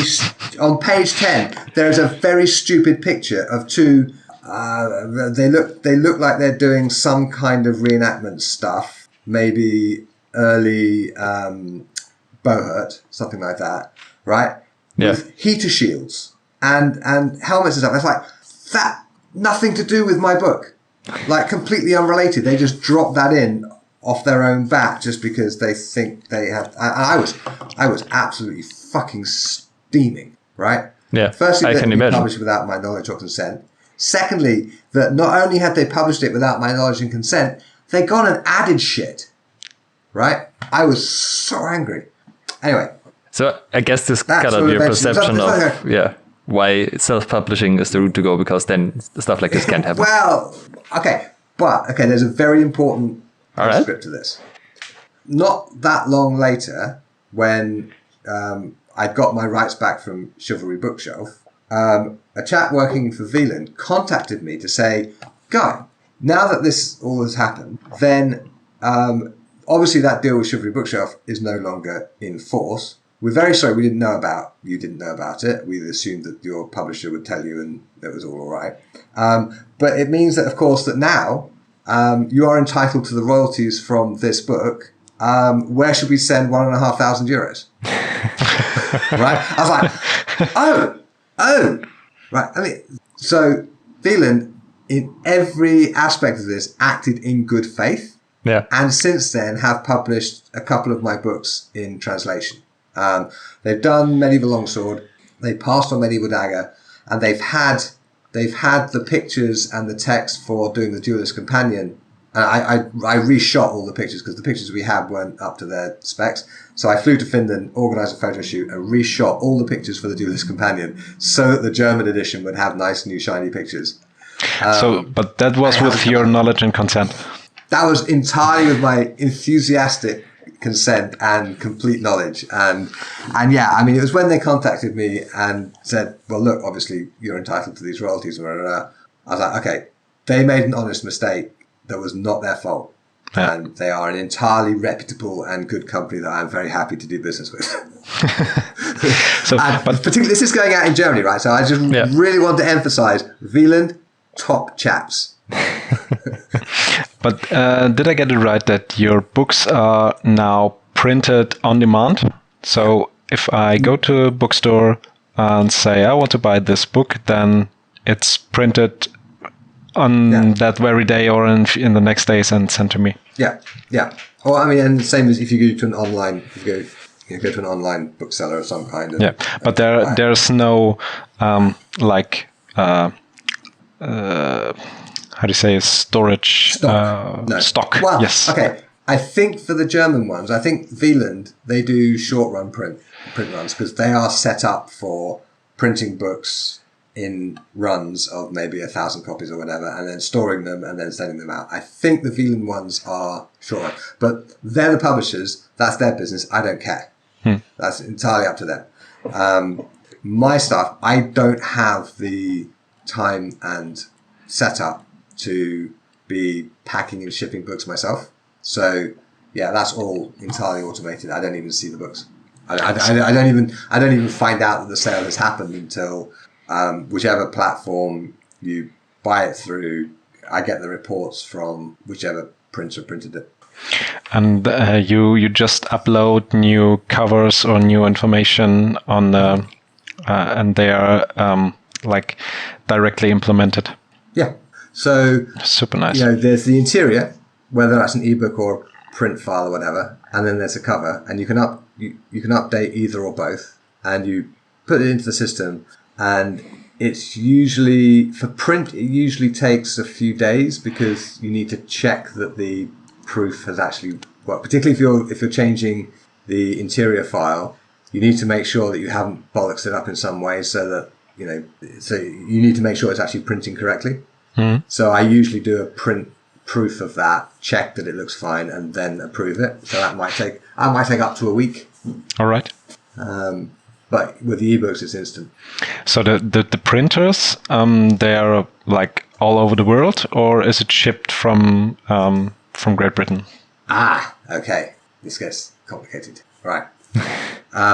All of my books are up on Ingram Spark, which has printers all over the world. Okay. I also have my books up on KDP, which is Amazon's sort of self-publishing arm, and they also now do print as well, and they print locally as well. Right, they're sometimes even using, I think, the same facilities. I am in the process of setting things up so that people can buy print books from me directly, because I would make about 40% more per sale if people could do that, but it is not enough money for it to be worth me printing out books, packing them and shipping them myself, right? The hourly rate doesn't work out to anything worthwhile, right? And it's tedious. So that's currently, the issue is you have a website that is the sales platform. Let's take Amazon as a popular example, right? And you have the printers, let's say Ingram, okay? And they have to be integrated in a way that allows a sale that occurs on Amazon to send the instruction to print which particular book and to send it to which particular address, plus the chunk of the money that Amazon doesn't keep, right? And that integration is the issue, right? So now Shopify have created an integration with Lulu, which Lulu is good quality, but their print costs are astronomical. They're like 3 times as much as it costs to print the same book on Ingram or KDP. Okay. And there's also now a British company called Book Vault, which integrates with Shopify. So you can have a Shopify store, people can buy the paperback or hardback or whatever, and all that sending of instruction and stuff is handled by the system, right? And the thing is, Book Vault at the moment print in the UK only and ship out from there. And 80% of my market is in the US. But Book Vault they're trying to find a printer who can do the printing work for them in the US to the quality that they need at a price that will work for the Book Vault customers, like me. And they're also looking into cheaper shipping options. So if instead of sending an individual book to an individual in America, they'll send a shipment of books once a week, which then gets split up and sent out in America, and that is much cheaper. Because, I mean, if you get it shipped from Britain to United States, it's going to cost you maybe $10, $12 in shipping. And people have been spoiled by Amazon's free shipping forever, and yeah, it's a problem. And of course, also, I have readers in Brazil and Singapore and Australia and wherever else. And so what we're working towards is getting a solution where perhaps Book Vault can print in other places and integrate with Shopify, or I might use Book Vault for UK orders and possibly Lulu for American orders, but I don't want to be paying that much money in print costs. So yeah, it's complicated. So self-publishing is a relatively new thing in terms of this sort of automated print-on-demand stuff. But actually, it's not. I mean, people have been self-publishing for years.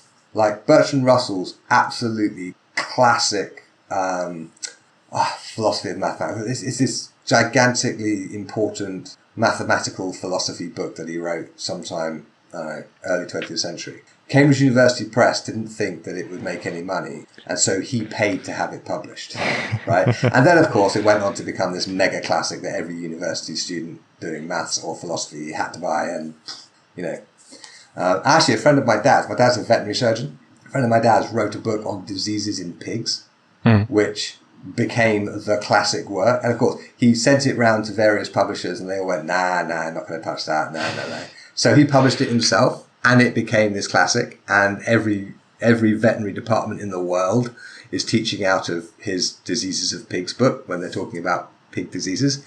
And so these same publishers contacted him a year or two later saying, actually, can we publish your book now? And he told them to fuck off because he was making so much money. And that was like in the 60s, I think. All right. if I understood it correctly, the difference is now that you can start for very little money, like you don't have to pay big print runs, and the level of scale that you can get is quite astonishing because you can get it basically worldwide if you want to. Yes. You can start for no money and you can get worldwide distribution. But a sensible person pays for an editor, and if they're not a professional graphic designer, they pay for a book cover. Yeah, book covers are hard. Yeah, and it's a specialist thing. And, I have a budget for, when I produce a book, I expect to pay maybe a couple of €1,000 to get it to the level I want it to be at. Something around there. It depends on the book and various other things, but something like that. And I guess you expect to make this money back, right? And things I often run, if I don't run a crowdfunding campaign in the normal sense, like on Indiegogo, for instance, I often run effectively a crowdfunding campaign through my mailing list where I put up the current draft and so people can buy the current draft immediately and get sent a hardback when they're ready. Yeah. Right. So they get the basic book, which is going to be tinkered with and improved and edited a bit, but they get the basic information immediately, and they get a hardback when it arrives, and they know that they're actually supporting the work, which is important to some people, some very kind and nice and lovely people who I completely depend on. So yes, if you're listening, thank you very much. And so that basically, it usually raises enough money to pay for all of the expenses of producing the book the way I want to produce it. But even if it didn't, I'm likely to get the money back because my books tend to sell. Except not in August, apparently. Yeah. Not in August 2022. So are the people who are supporting your crowdfunding campaign and they get a draft, do you expect or do you hope to get some feedback back to improve the draft? Like, is this part of beta reading or something? Okay, feedback is a tricky thing. Yeah. You absolutely have to get qualified feedback. But firstly, most people have no clue how to give feedback to a book, right? They'll say, oh, that was really nice, I really liked it, or no, I didn't like it very much, and that's it. Yeah. Right? Which is completely useless. You can't act on that. And also, fundamentally, the only opinions that matter are the opinions of people who actually buy the book, right? If you find it in your friend's house and flick through it and don't like it, I don't care, right? But if you buy it, I want to make sure that you like it, that it's exactly what you're looking for, right? And the only way to make sure, people will say they're going to buy it, who don't, and people who don't say they're going to buy it do, and there's no way to know who's going to buy it unless you actually sell it to them. Yeah. Right? And so what I've been doing with these pre-sales is it creates a list, if you like, of people who are sufficiently interested that they are definitely going to buy the book, so much so that they actually already have bought the book, right? So now I know that their opinion matters, right? And then I have either in the draft itself and or in an email or whatever that goes out, I have a link to a Google form where there is a list of questions that I want them to answer and a space for them to put, if they would like to be credited in the acknowledgements, they need to write whatever they want to be credited as in that space, right? So then I have a file. So when I'm doing the acknowledgements, when the book's about to be published, I just copy and paste those things in, and so the people who want to be acknowledged can be. And if 100 people buy the book in advance, maybe 20 will fill out the form. Yeah. And of those, maybe 12 will put a name in that field. So I was on the side of not filling out the form once I bought the teaching. What's it called again? The full title? Which one? The one about how to teach European martial arts. Oh, the course. No, the book, like, what's it called? I haven't written a book about how to teach historical martial arts yet. I'm in the process of doing so, but I haven't written it. I've got a course on how to teach. I mean, the theory and practice of historical martial arts. Oh, you were one of my beta readers for theory and practice, were you? Yeah, I think I supported the crowdfunding campaign, and I would have had the opportunity to give feedback, but I never got around to it. And then at some point, just the email came to, it's finished. Thank you for your feedback. Like, right, there you go. Because I always put a date on it because I need it by a certain time for the book needs to get out into the world. Because what that does is, with that list of questions, it makes it easy for them to give actually useful feedback. So I ask questions like, what was your favorite bit? What was your least favorite bit? Is there anything you think I should cut out? Is there anything you think I should add? Any other comments? Would you or one of the first ones is, would you recommend this to your friends? Yeah. right? And then the bits about acknowledgements and put your name in and that sort of stuff. So that gives them a structure, and they're just simply answering the questions. It's much easier for them to do that than it is for them to actually give a useful critical feedback just with a blank email. Yeah. And that's where the stuff about, I need to expand my tournament section and make it a bit less cynical came from. And you do this for every book, or is it just some of the books and some others? Yeah, most books, I think, for the last 6 years or so. I think I did it for the first time for, it might have been Theory of Practice, actually. Honestly, I don't remember. About how many books are we actually talking? How many books did you write? Hang on. Like, actually published books. 8, 9, 10, 11. I think we're at 12 at the moment. But it's oh no, I missed out 2. So 14. 14. In how many years? My first one came out in 2004, and it took me 4 years to write. The second one came out in 2006, took me 2 years to write. Then I had kids in 2007 and 2008. So my next book came out in 2010. And that was Medieval Dagger.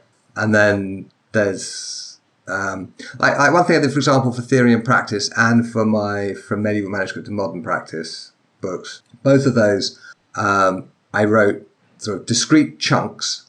Like, for example, for Theory and Practice, I wrote the 7 Principles of Mastery, Choosing a Sword, Ethics, Breathing, a few other bits and pieces, which were published as separate standalone short books. Like Preparing for Free Play, for instance, is like 10,000 words on skill development.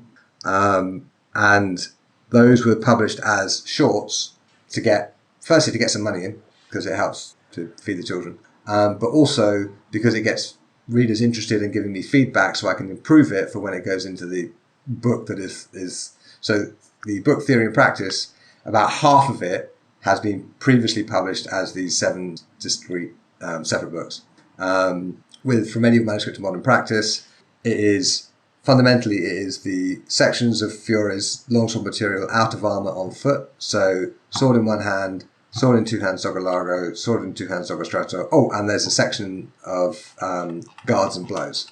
I separated that out. So like mechanics, sword in one hand, sword in 2 hands, Dogger Largo, sword in 2 hands, Dogger Strato. So mechanics, Largo, and sword in one hand were published as standalone ebooks, and then I added the Strato stuff and a bunch of other stuff, and I published it together as a whole book. I find it helps to break stuff down into chunks, and if a book's going to take several years, it's actually really quite difficult, because when you publish a book and people go, "Oh, I do like your new book, guys," it's very nice, right? But it's difficult to keep going in isolation. But by publishing chunks of it, if they work as a standalone chunk, publish it as a separate thing and get feedback from that, it kind of just helps keep the process moving along until the book's ready. I don't do that with every book, but with some it seems to work. And are you publishing every book as a hardcover or paperback and ebook, or either or both? Generally, ebook, paperback, hardback. My workbooks are available as ebooks and as paperbacks. I think I probably ought to do a hardback version because it's easier to write on if it's a hardback book. But so that's my Rapier workbook series, which is, again, I produced it in 4 separate volumes, and then I produced the combined volume. It's just easier that way. I've also got the first volume of my Armazari workbook series. That's out. And they're both just paperbacks and ebooks. And there are and the ebooks and the real books, are they the same amounts sold, or is one superior to the other? Generally speaking, I make the most money by mile out of the paperbacks. Right? Hardbacks do sell, but not very much, and I sell most of those to the early adopters who buy the book before it comes out. And ebooks, I sell some. I don't even really track them because I don't really think of the ebooks as a proper product, because I'm of the generation that predates ebooks by quite some time. And I've never been able to actually really read on an e-reader. It's just doesn't work to hold my attention. So to me, paper is the thing. But if you look at it from a sort of business perspective, if you have 3 products or 3 different prices, people will usually pick the middle one. And it just happens like actually a while ago in January this year, I think I ran a series of Facebook ads I put the Medieval Longsword ebook up on my online course platform thing because it has all these various things that you can do and free stuff you can add in and what. And I ran Facebook ads to that, and it did okay. Quite a few people bought it. But the most common question I got was, is a paperback version available? To which I would happily reply, why, yes, it is. Right? Go to wherever and buy it. And yeah, that was actually, I think I sold more copies of Medieval Longsword in paperback that month than any other month ever. Right? Just because the Facebook ads seem to work. I need to run some more Facebook ads, obviously, because if my August sales are anything to go by, I actually need to do some work to get people to actually go buy my stuff. I find it a bit curious that you don't consider the theory and practice of historical martial arts to be a book about teaching. It has a section of teaching in it. Yeah, but it's not just about teaching. It's got about a third of the book is how to do the research. That's not teaching. That's research. But I think it's something that instructors should know. It's not. That's a whole other question. Okay. Teaching is its own separate skill, right? So that's the differentiation. Because I looked at it as a book that instructors could and should probably read, because there's a lot of stuff in it for them. So I kind of put it in the teaching corner. Right. I mean, I'm very glad that you think that, because that's pretty much what I intended. But teaching, like, people can do research and not be able to teach, and people can teach and not be able to do research. They're two fundamentally different skills. And so the research section is there for people who want to do research, and hopefully that includes quite a lot of teachers. But it also has, as you know, it has sections on mechanics and skill development and breathing and various other things. So, and it does have a section on how to teach a class, how to teach an individual lesson. And so basically my course that's coming out this month, How to Teach, is those 2 little chapters from Theory and Practice expanded out into basically an entire book length worth of material unto itself, because teaching is its own separate thing. And will you write a book about teaching specifically as well, or is it just a course, like just in... At the moment, it's just a course. I set out to write a book, and it wasn't coming, and it wasn't coming, and it wasn't coming, and it didn't work, and I couldn't get it to work, and it just didn't bloody work. And then I thought, well, why don't I make it a course? And then it just wrote itself. So I was like, okay. So in my head, apparently they're 2 different things.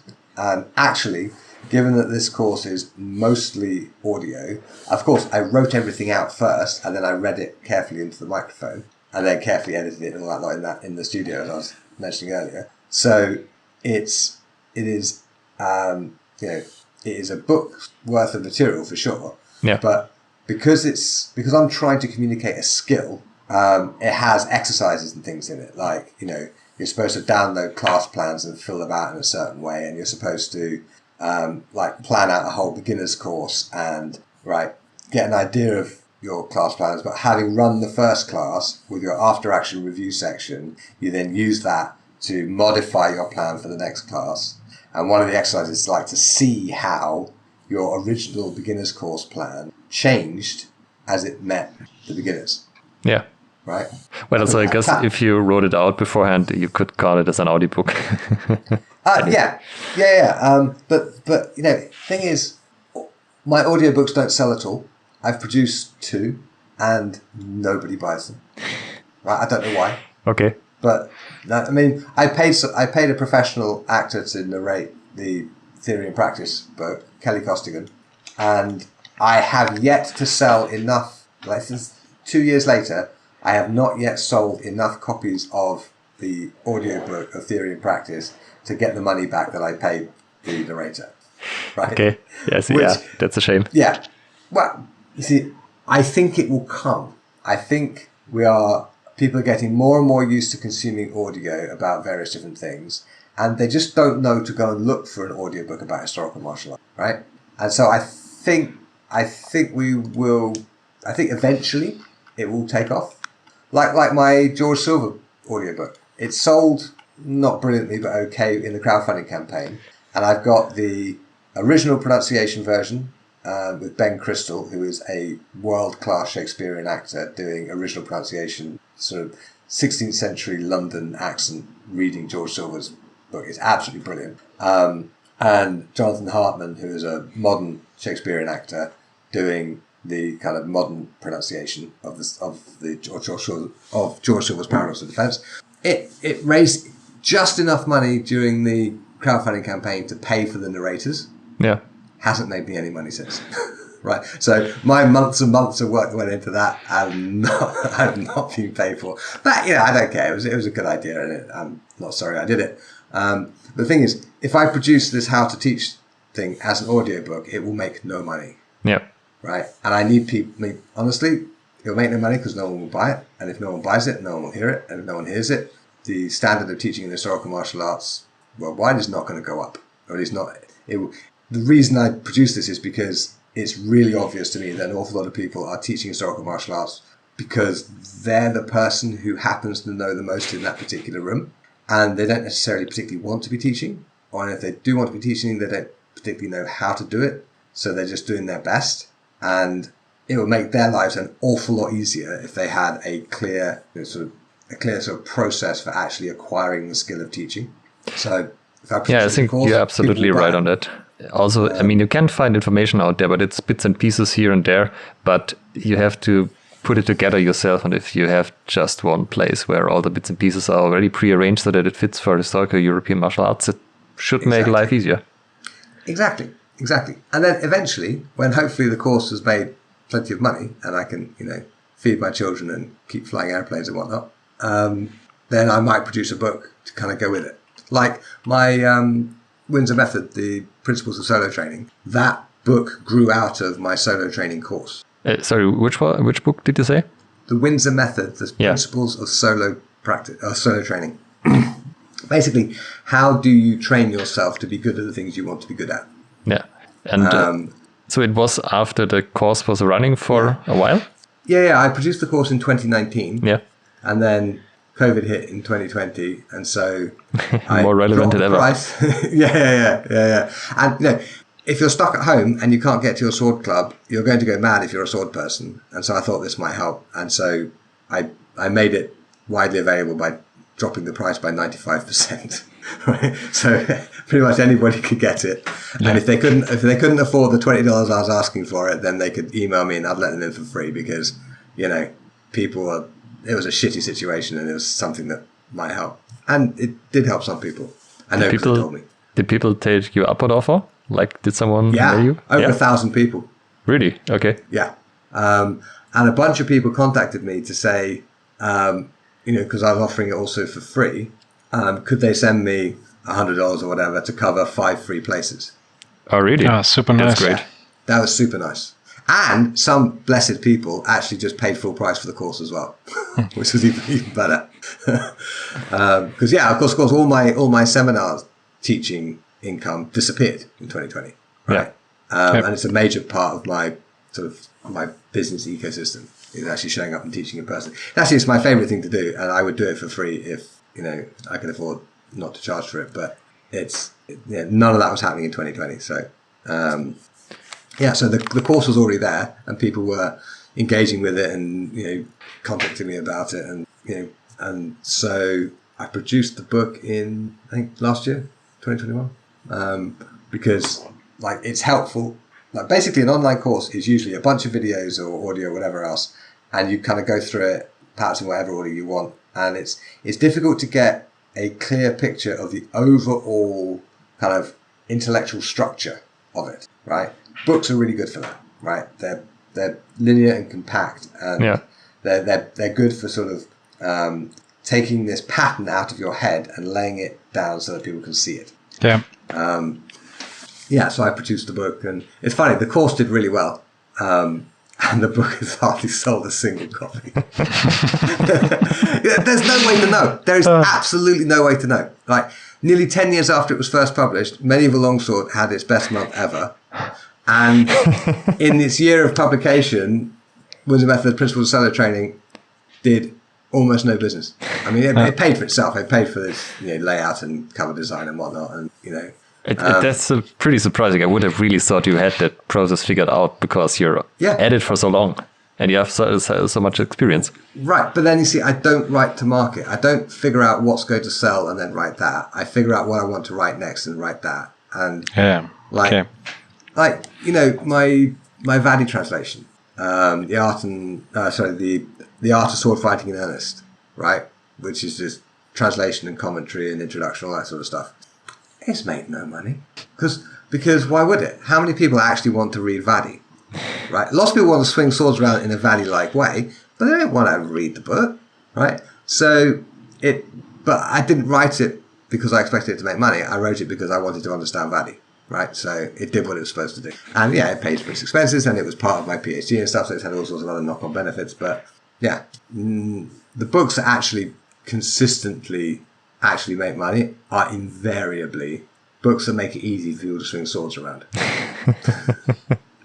Yeah, we kind of started out with the podcast, and now we have gone down this rabbit hole into the call it the Guyverse, like a bit of a metaverse. You're just doing a lot of stuff, really. You ask the questions, I'll answer them. I'm perfectly happy to hear. It's just like it's impressive how much stuff you did over the years. And I mean, there are many points that we didn't even cover, like the card games and the involvement. Oh God, So maybe let's look in the future. You already mentioned that you're working on the course about teaching. Something else coming up? Okay. The How to Teach course is the first phase of it is done. Like, it's ready to go out to the first cohort of students who will then tell me they need to have a section on this or tell me that they didn't understand the section on that, and that will give me some, So these things, they tend to improve over time, but it's fundamentally done.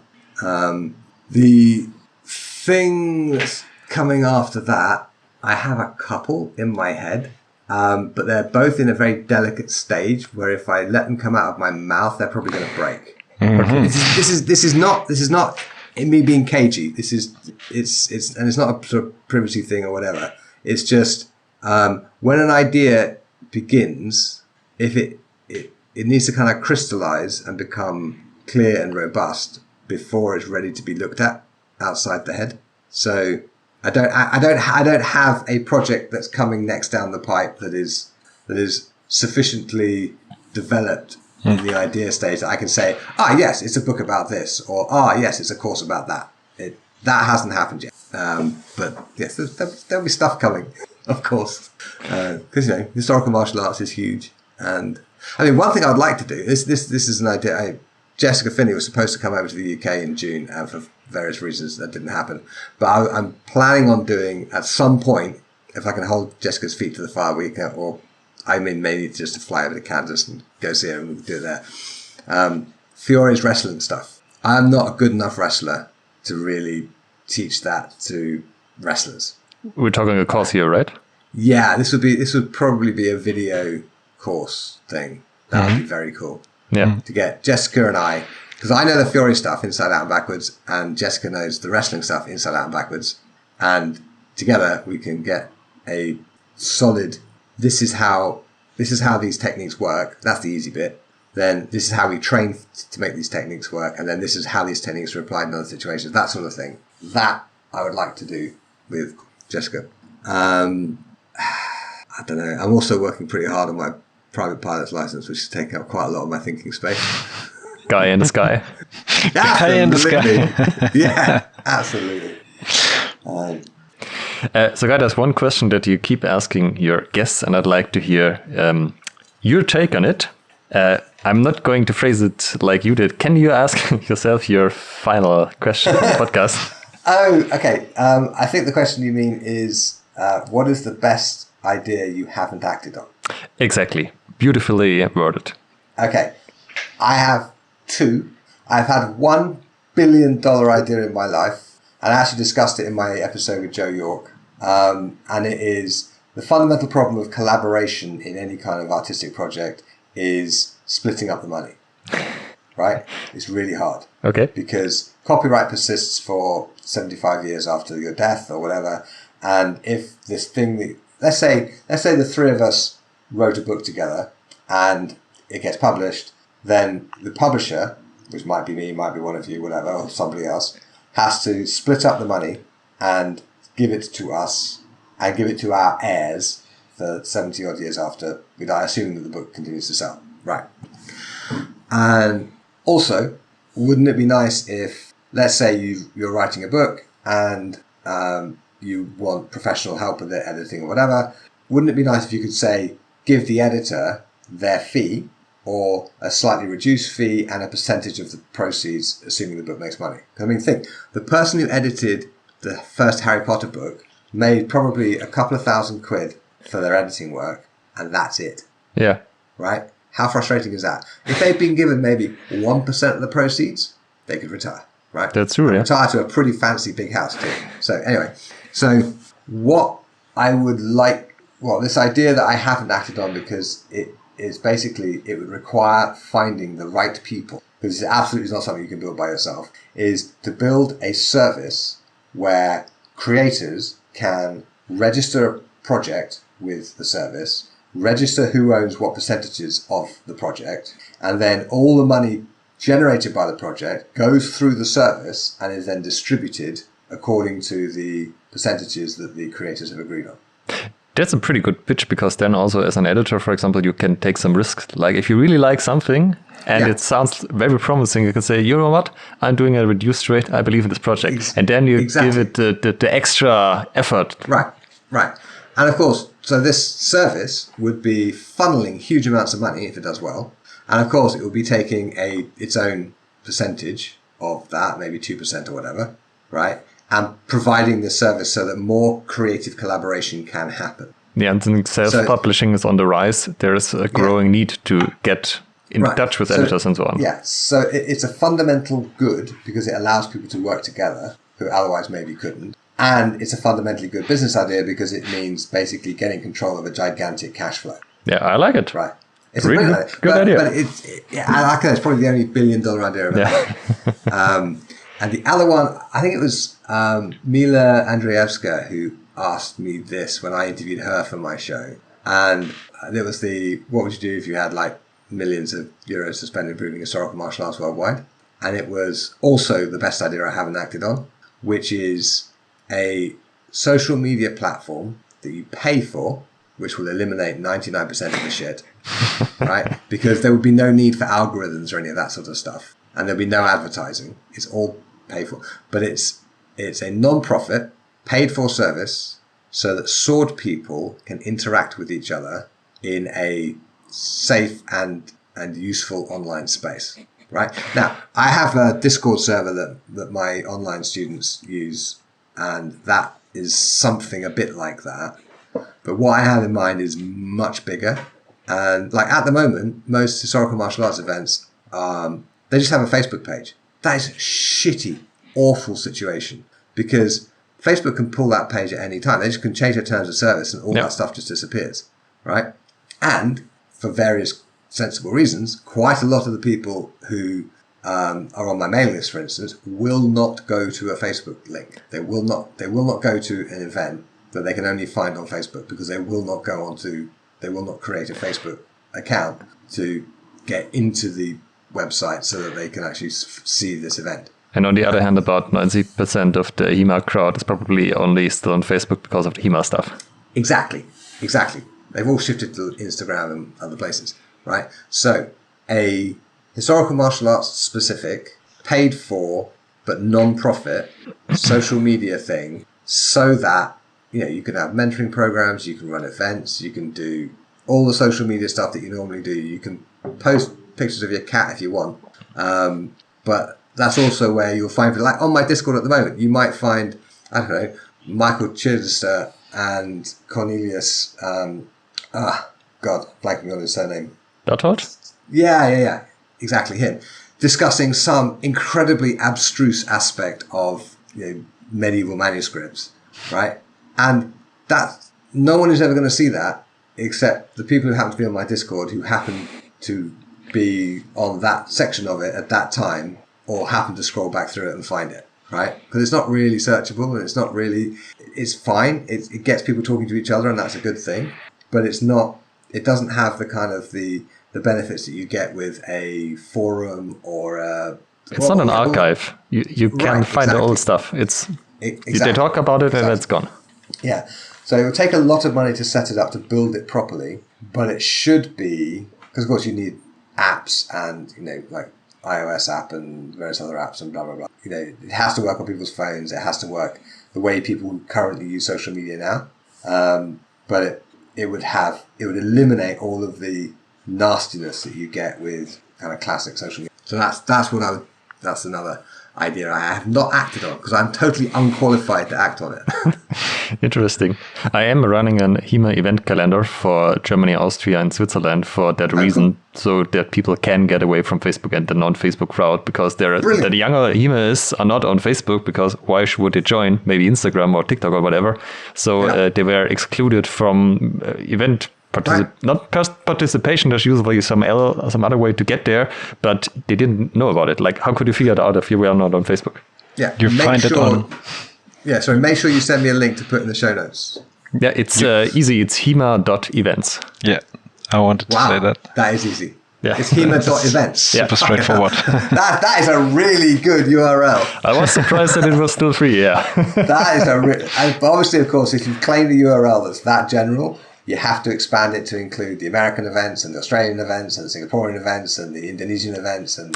Well, it's not the site is not even a year old yet, and I could imagine expanding to other countries, but you have to get it working in one place, because if there's just one event in Poland and one in France, it doesn't work. But if really someone says, please do it for my country, we will support it, and we actually will go into use it, maybe that's a possibility. That's a brilliant idea. So that's a really good idea that you have acted on. Yeah. Excellent. Well done.